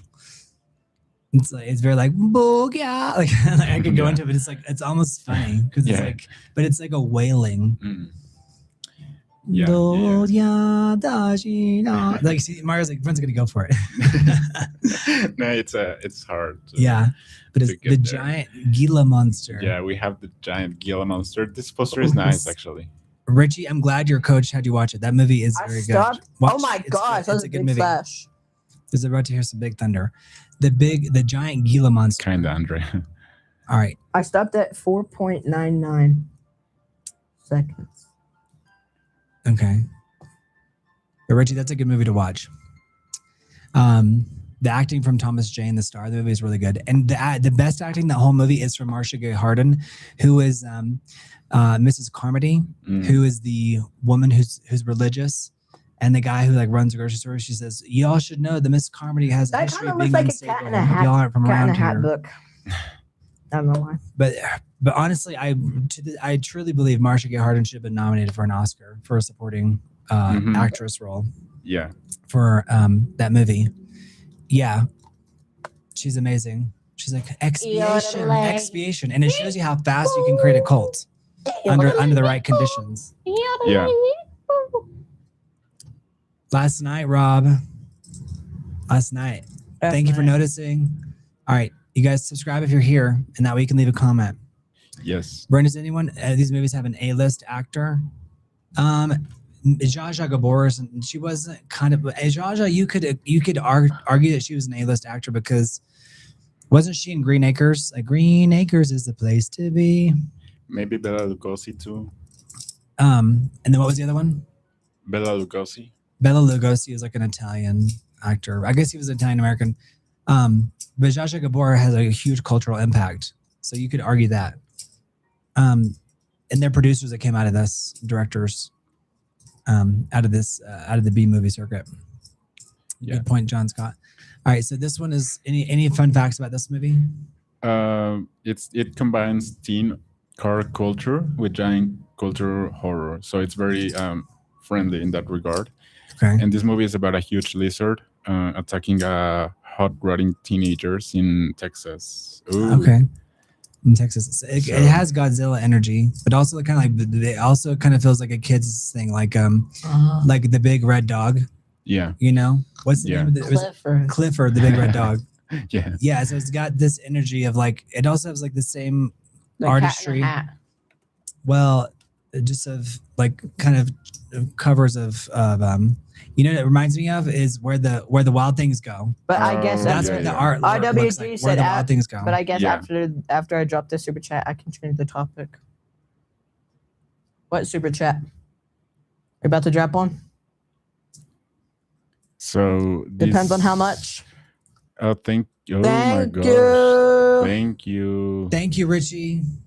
Thank you. Oh my gosh. Can we double check if Green Acres had Zsa Zsa Gabor? Yeah. I'm just making that up. I'm having an AI hallucination. Thank you, Richie. We have 4 Richie minutes. is We the have boss. 3 minutes and like 40 seconds left. You guys, Richie's the boss. Thank you so much. Oh my gosh, thank you. Thank you so much. And thank you for being our wingman, Ezekiel. Thank you. Yes. What's the name again? Sorry. Green Acres. Acres. Yeah. Green Acres. But it was like, do you remember that show, Green Acres? Is Yes, the place to be? Oh yeah. Is Zsa Zsa Gabor in that? Maybe it was her sister. It's Eva Gabor. It's her sister, Eva Gabor. Yeah. But you see how like I'm telling you, these things they stay in your mind forever. Yeah. But do y'all remember how it goes? Eva Gabor, right, Rob? Yeah. It is beyond awesome. Yeah. Yeah. Now, it's next. Like, I like outdoors. I like chores. I like stores. There was it was a fighting over because the Gabors were associated with glamour and like being obsessed with luxury. Yeah. And they like put her like on a farm. Hey, media consumer, for whatever reason, 3D movies from the era was so good in terms of 3D depth. That's Love Field. That's not DFW. That's Love Field. Yeah. Thank you, Richie. Thank you so much. Thank you, Richie. All right, let's keep going. Yes. So the next movie is Agatha Christie's It's Teenagers from Outer Space. This is where it started to get really crazy near the end of the 50s. They were just like coming up with everything teenager-y. Yeah. Although this poster is really nice looking. Mm-hmm. I'm gonna get some fresh teenagers. Yeah, I'm just not seeing the poster. Yeah, this looks like James Dean. Yeah. It's very thrill crazed It's space very kids blasting the flesh of humans. And I love how like the teenagers look like they're in their 30s. Yeah. Yeah. But this poster is definitely very polished compared. Who's in this movie? David Love, So not anyone big, but Daywin Anderson, Harvey B. Dunn, Brian Grant, Tom Lockyer. And it was actually distributed by Warner Bros. Brothers. by Warner Brothers. Distributed, yeah. And the plot for this movie is alien teens arrive on Earth with deadly creatures and rebellious drama. So a very, very approachable kind of B movie. Mm-hmm. But this is a very I like it. nice poster, yeah. I think they joke about this because it's like it kind of the people get turned into like painted skeletons on screen. Yeah. This is cool. All right, Yeah. we have 1 minute for the super chats, guys. And we Left. have one movie left, guys. So Oh, and perfect timing. yes, so this is the next. Very artsy poster. Yes, Richie, I agree. Yeah, I like the font. I like the way the font is. yeah. The elements, the composition is there. Mm-hmm. And so the movie we just covered, You are too the smart. You are Teenagers from Outer Space, is also connects the teen market films with sci-fi invasion stories. So Okay. I would definitely intrigued by that movie. And then the last movie we have now is The Tingler. So The Tingler is a movie from 1959. So late, This feels more the current era. late 50s, and it stars Vincent Price, and Pamela Lincoln. You'll scream too if you value your life. This is very fun. Percepto, newest and most Thank you, startling gimmick Ezekiel. on the screen. So they were actually advertising the gimmicks. The Tingler. I think it's Oh my gosh. What It's- happened? Percepto, new and most startling gimmick to the Oh screen. my gosh, that was crazy. So it's about bringing people back. And again, there were a lot of fears because television was really taking its hold at this point.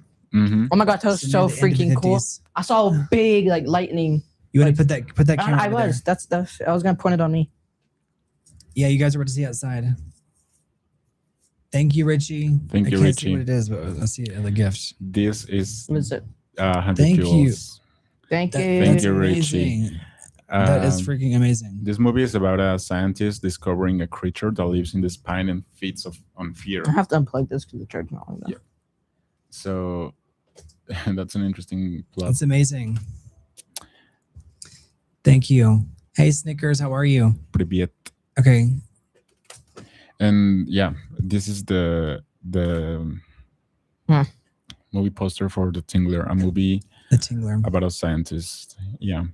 And William Castle used theater gimmicks, including buzzes in seats, to make audiences scream. So That would startle you, wouldn't it?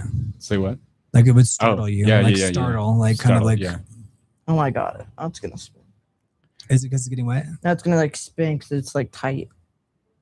Uh-uh. Like the HDMI. It's all right. You can cut to it. Do we have? Is it a good picture or no? No. What I'm saying is like, can I let go? Oh, Is then this just thing? let it. Then here. You guys were gonna super chats to see outside, guys. I'm gonna unplug it real quick. Untangle this. There you go. There you go. That should So be better. how would you rate this last poster, guys? The Tingler with Vincent Price, sorry. And it's a nice poster. Thank you, Richie, for the Thank you, 200 Richie. jewels. Over there is where it like actually does it. Thank you so much, Richie. And like big spot. Now we have the Jimmy Cam over there.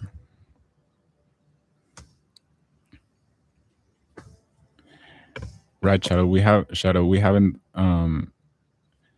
seen all of these movies, but we were just covering B movies from the 1950s. So Raining. we were rating based on the posters, and some of these movies are rather obscure, but they were all B movies from the 50s.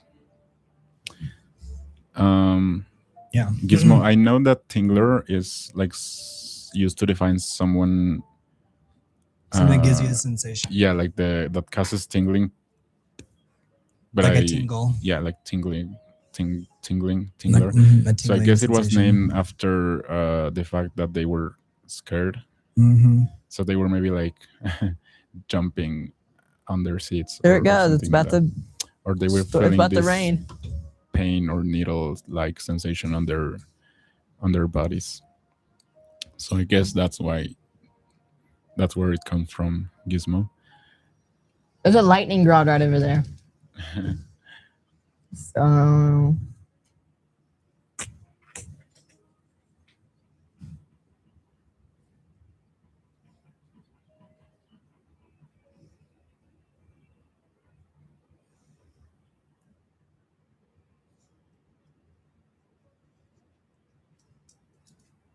Whoa. Whoa! That was a big lightning thing. It was. You guys see it? Can you see like up there? Right above there. Or just okay. No, you're good. You're good.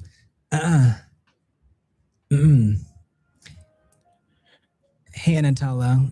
Hope you're having a good day. Thank you guys for subscribing. Yes, okay. Thank you guys for Let's do. subscribing. We'll do the bonus round, and that'll give people a chance to do the 10 super chats, and then I'll tell the most difficult person I've had to deal with in Hollywood. Super chats of any kind, of any size. All right. So we have like a bonus round. We have like 10 final movies to include. And you guys let us know where you're watching from. There's a storm. We're actually broadcasting from Mexico City. So we're in Mexico City, and there's a storm of brewing.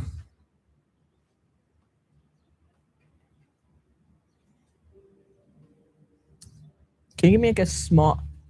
That's a Cessna, a small plane. What the heck? I've never seen that. A small There's a plane. lot of stuff going on. Thank you, Richie. Man, they're leaving.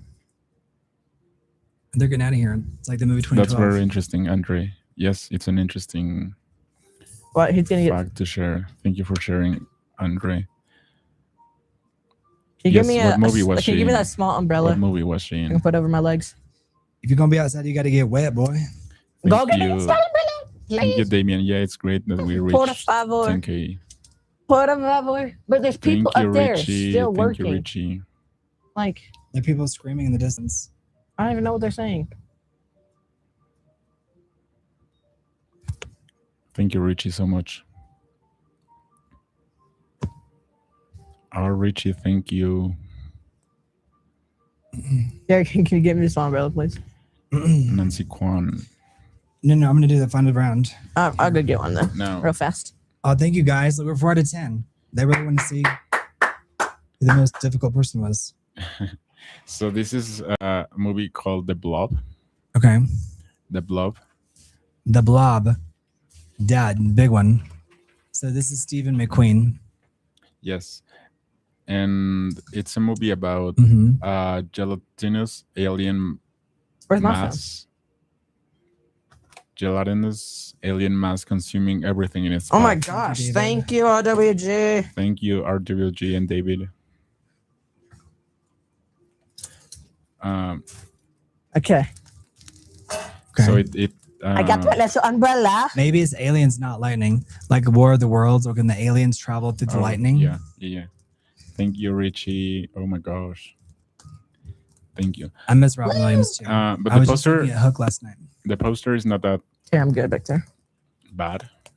It's No, it's not bad. I'll give intriguing this an 8. Yeah, but then we have the adjectives once Just need again. it over my legs.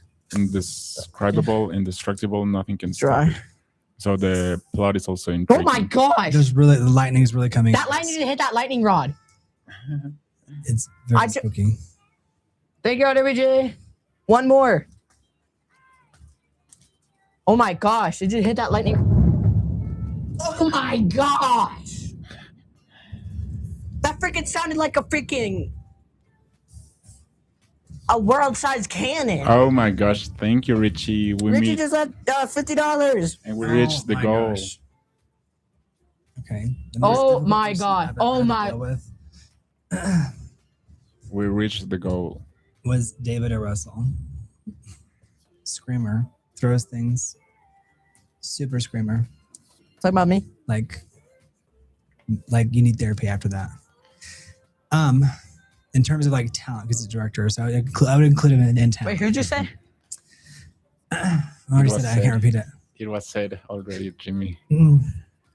I'll tell a specific story if you said another super chat gold, Jimmy. All right, the blob. So the blob is a really big one. Thank you, Richie, so much. Thank you, David Richie. Young. This Thank is the you, next Ezekiel. one. Thank you, guys. Screaming Skull.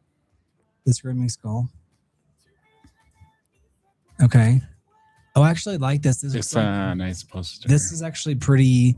Feels like 70s territory, even. Yeah. And this movie is. I do, David Young. Thank you. This movie's plot is a woman is haunted by a skull that may or may not be supernatural. So it sounds definitely very. My God. Like it could just be like someone pranking inside. Intriguing. Yeah, interesting. And hey, Anyatala Borganov.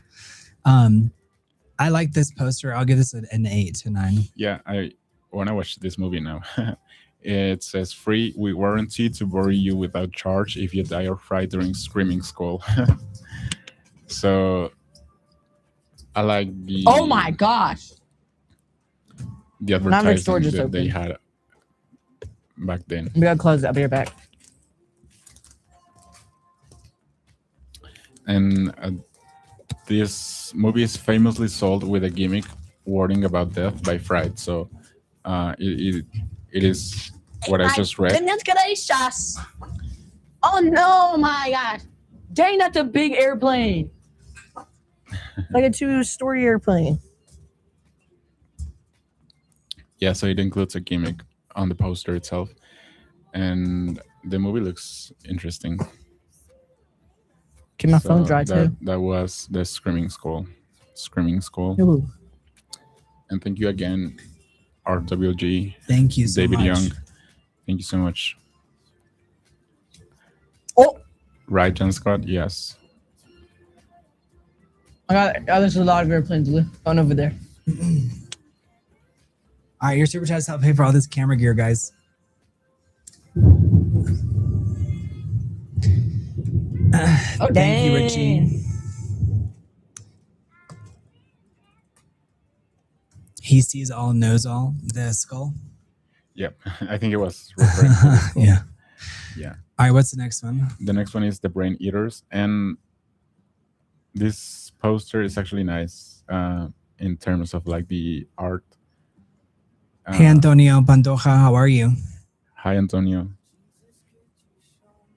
We have this poster over here for the Brain Eaters, a movie about parasites. Dang, how many cameras do I have on me? Parasites taking over They look people's savage. mind in a small town. Man, let me gain 10 pounds. Or is it the opposite? No, you're right. Let's see what I can get away with over here on the camera setup. I may not be able to pull it off. And the Brain Eaters, it's Here, I'm another gonna close mind this. control invasion movie reflecting the Cold War suspicion and conformity fears. So many of these movies were tackling on the fears people were having at the time. Mario, we're gonna have to stay. Absolutely. We're gonna have to go out here. Okay. Yeah. And On the other balcony because The Brain Eaters. Oh, I actually give this a 10 because it's like the promise of it. I'm sure the film is not very good, right. but the promise of what the film could be Yeah. is there. Crawling, slimy things, terror bent on destroying the world. Yeah. Like that's super scary. The idea of something eating your brain. Definitely. That's scary to me.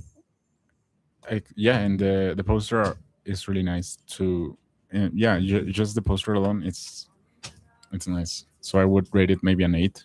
Yeah, I rank it high up there because it's firing on multiple cylinders over Right. here Yeah. in terms of like wild Yes. Yeah. Exactly. parasites taking over people's minds in a small town. This is leading Oh to my gosh. some A-level movies that came later. Even Mm, Animorphs was inspired by this. yeah. I'm sure. Yeah. So This wind is wild. I'm gonna Yeah, zoom out it's so you guys wild. can No, there's like a freaking huge, like see. You guys super chats for storms. You have your mic on, right, Jimmy? yeah. You guys super chats for like surviving the storm. Mario's standing in a puddle. Could you believe it? Can you imagine? He's like, I'm still going Oh, live. oh no. Oh no. Oh What no. happened, boy? Okay, the next movie we have is. Oh, Oh, it's coming down. Oh no. Okay. This is the next movie we have. This is the next movie we have. It's called The Earth versus the Spider. The Earth versus the spider. Earth versus the Spider. Yeah. This is hilarious. Yeah. All of Earth versus one spider. Bullets won't kill it. Flames can't hurt it. Nothing can stop it. I Oh love my. that. I love It it. will eat you alive, Oh my. Mario. This is too funny. But again, at the time, probably terrifying. Yes. Its plot is a giant spider terrorizes teenagers in a town. So maybe not the whole Earth. I but, have one little dry spot on the balcony. Yeah. Look at that. But yeah, this movie poster is not bad. It's David, you're funny. it's nice. It's nice and a nice poster. But we'll have to see the movie. Yeah, we'd have to see this. I think the poster, I give it a 6. For me, the poster is like an 8. Yeah. Yeah, I like the view from behind the. I did a super check off for 10 for 10. Okay, let's make it happen. It And I ends like in the 20 minutes. I'll give you a crazy story about Scott Rudin. And I like the Crazy. I like the fact that it's a little bit exaggerated too on the And it's like they had to include the woman. Yeah. Like it's like they just had to. Like it's like they almost finished the Oh my poster. Like gosh. add Oh the my woman. gosh. yes. Yeah. And she's Yeah. like, Help me. Super Help chats. me. Yeah. Super chats will rescue Jimmy. If not, Mario, we're gonna have to go on the other balcony and this will be fine. okay. Yes.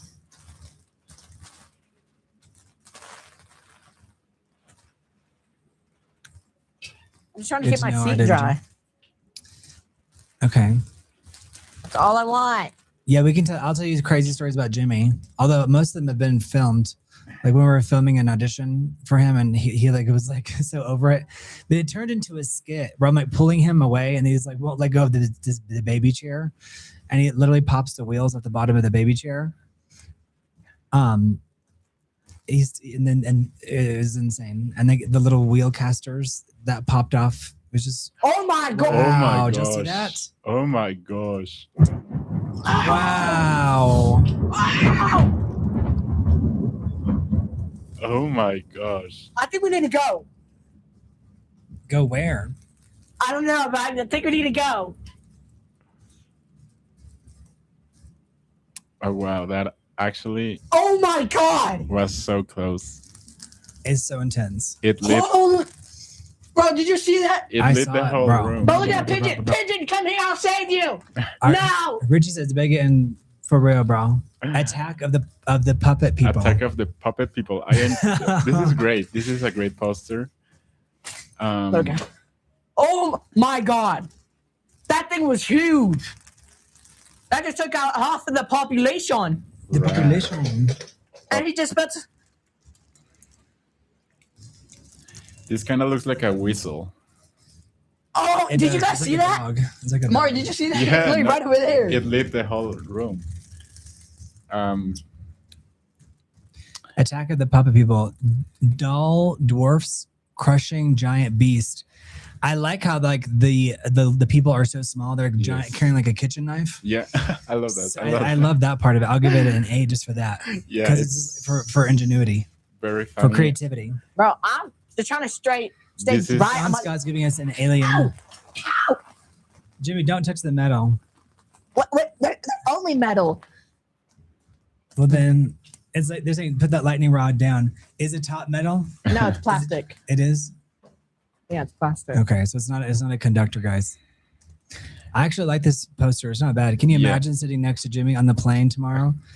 It'll be like the Twilight Zone. No, I'm going to go to sleep because we're going to have to stay up. To be honest. Don't remind me, Gizmo. I'll cross that bridge when I get there.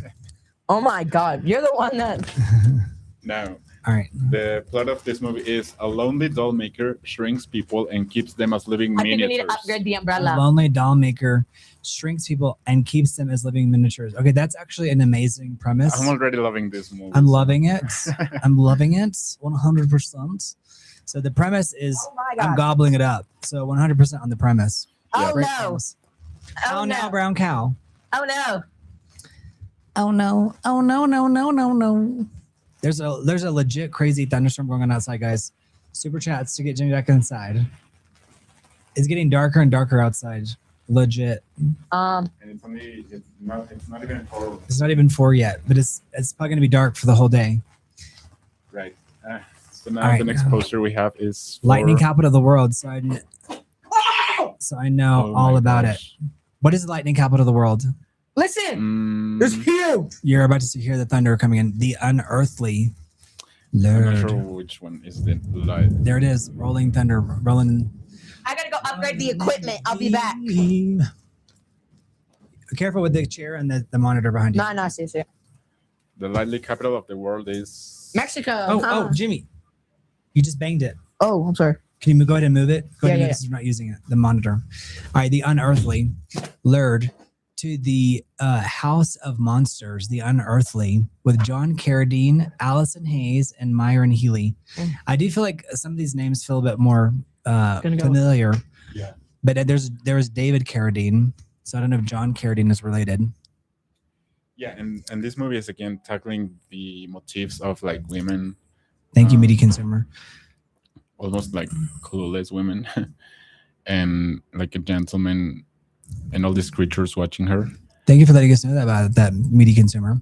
Yes. That there are 3D depth. There is something. There's plenty of proper 3D footage out there. So didn't they use the red and the blue? Media consumer, let me know. And this Florida one- is the lightning capital of the world. Good to Uh, know. Okay. The Yeah, worst this- poster so far. I actually don't think it's the worst. Like she doesn't, her face and her booty doesn't look like it belongs in that position. So in that regard, but there's something about it that's kind of intriguing. Yeah. But it does kind of feel like grindhouse territory. But this is before grindhouse even became a thing. Yeah. So it does kind of feel like inherently B. But I would give it a 5. Same, I think. And this is about a mad doctor performing experiments in search of eternal youth. Uh-huh. So that's definitely, That's a proper premise. Looking Yeah. for eternal youth. yeah. I mean, that's been explored even to this day. So They just came out with the movie this year, Mhm. The Fountain of Youth with Yeah. Natalie Portman and John Krasinski. and I think Ryan Murphy also made a series similar to The Substance. That's right. So this theme is definitely still being explored. Nope. Mario, you gotta go.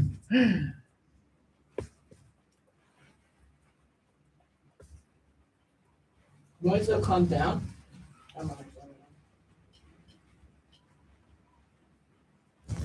Calm down. Calm down. I'm gonna wait until all this calms down. All right, you guys, super chats. Let's make it happen. All right, we're in the final stretch. We're in the bonus round.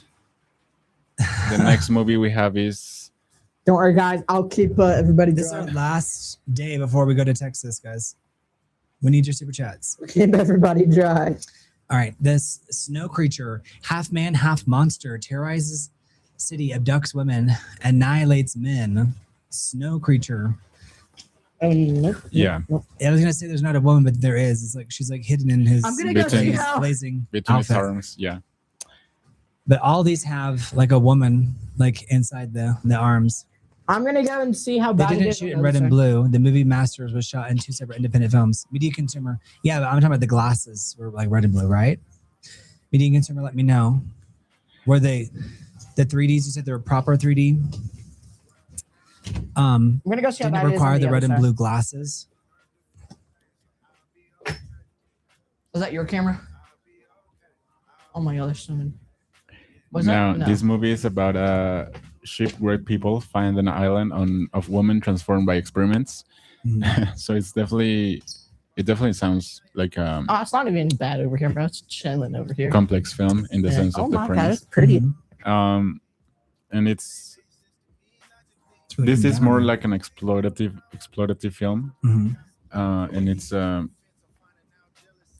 yeah, like the following the same themes of like the women in dangerous positions, men coming to rescue, but with snow. But So we don't have any big names here either. I believe Paul Langton, Leslie Dennison, Teru Shimada, and Roland Moriyama. Okay. So maybe some This is Asian Yeti. Asian actors there.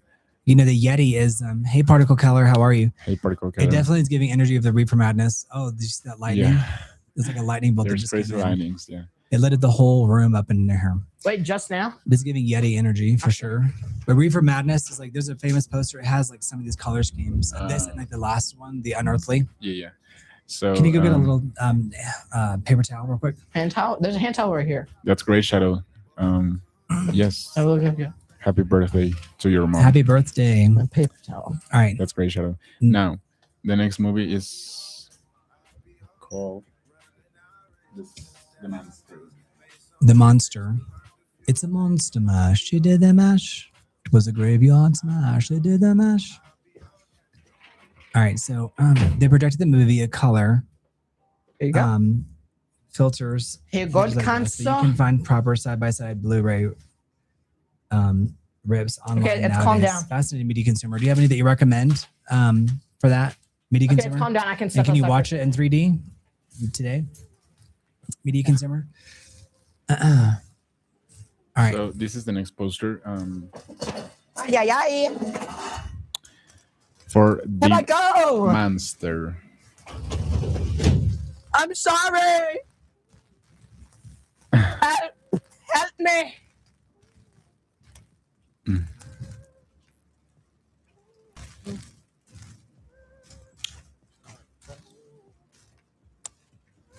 The What a Monster. cutie. What a cute little kid. Yes. Yeah, thank you for supporting the channel. Thank you guys for the 10K. So the monster is a man injected with a serum who begins growing a second head. He's injected with the serum. Yeah, and begins growing a second head.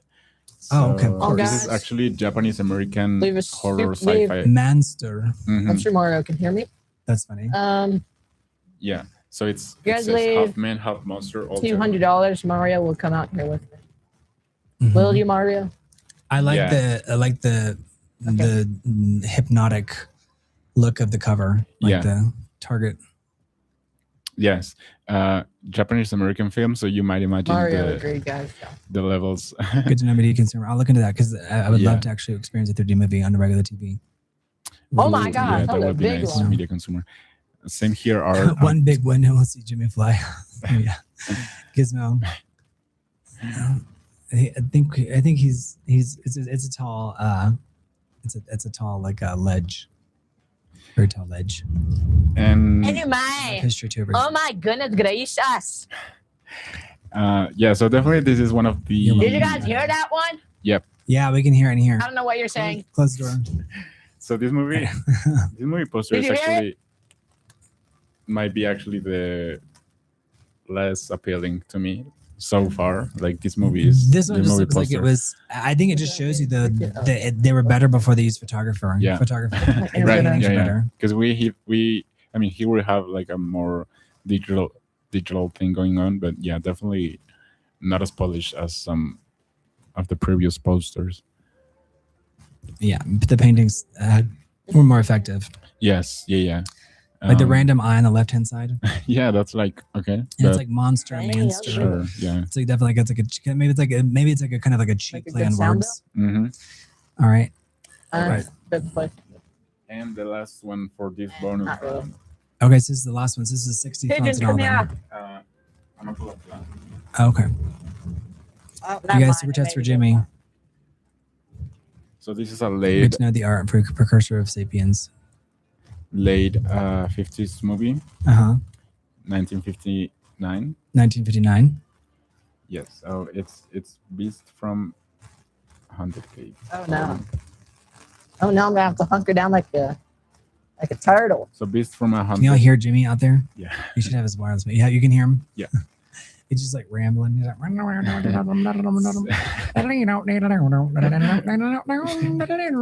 those people better get Like their the clothes. banjo Not gonna be battle. drawing anytime.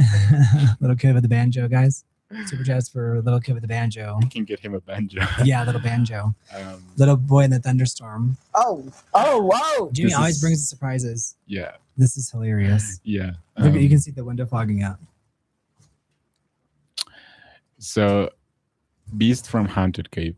Mhm. Criminals hiding in the mountains encounter a spider-like cave creature. So again, we see the theme of spiders being the creatures. And this was produced by Roger Corman. I'm telling you, Roger Corman was Yeah, prolific. he was. Many of these directors, B-movie directors, were actually prolific because of, I guess, the accessibility. And the speed. Like Quote they made unquote. these things so fast. Right. A lot of movies were filmed in 4 or 5 days. Right. So, Beast from Haunted Cave.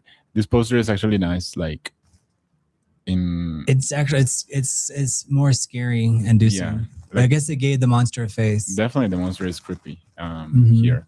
So there you have it. Beast Mhm. from Haunted Cave. Tentacles. Michael Forrest, Sheila Carroll, Frank Wolf. God, it's pretty hectic Yeah. out here. But yeah, this is like, and then basically, there were some B movies obviously continued on. Yeah. Leave But $200. the 50s was like the height of the B movie Yeah. era. And then maybe the Mhm. 60s, but yeah, definitely the 50s was peak B Yeah. movie era. And Good Night Shadow. TV really started to really take over in the 60s. So it's like Mhm. there wasn't enough room, but there were some movies for sure. Like there's some memorable ones for sure. But like the 50s was like whenever it was like they made their mark. Yeah. So this is the last movie for the And I bonus must round. live off like Mary All right, Poppins. Beast from Haunted Cave. They just took out the articles.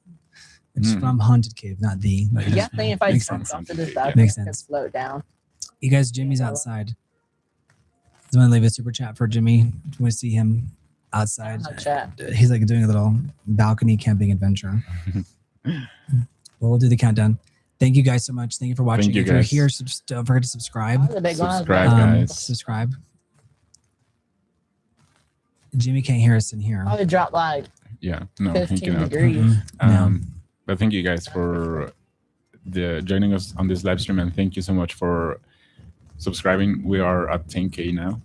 That's right. You 10K guys subscribers. subscribe. We're on our way to 15. Yeah, we're on our way to 15. Definitely not stopped here. So That's right. Just getting started. yes, thank you guys again for Thank all you your guys. support. All right. Well, y'all have a wonderful rest of the day, and we'll probably go live again because we're on a subscribe-a-thon. Yes, and we're on a going hard. subscribe. So Yes. thank you guys for being here. Thank you guys. So thank you, Richie. Thank you so much, Richie. thank you, Richie. Yes. Really appreciate you so much. Yeah, You're number thank one, you, XP Richie. point. So thank you. Thank you, Yes. Richie. Thank you, Gizmo. Thank you, the art. Thank you, I'm having an Ezekiel. earthquake right Everybody. now. Thank you, So, everyone. All Thank right. you so much. 10, 10, 9, 9, 8, 7, 6, 5, 4, 3. Bye, Wyatt. Two, Bye, Wyatt. Thank you, one. Gizmo. One. Thank you, Bye, Gizmo. everybody. Thank you, guys. We'll be I'm back. gonna Jimmy, come come back back. Come back and say bye-bye. Thank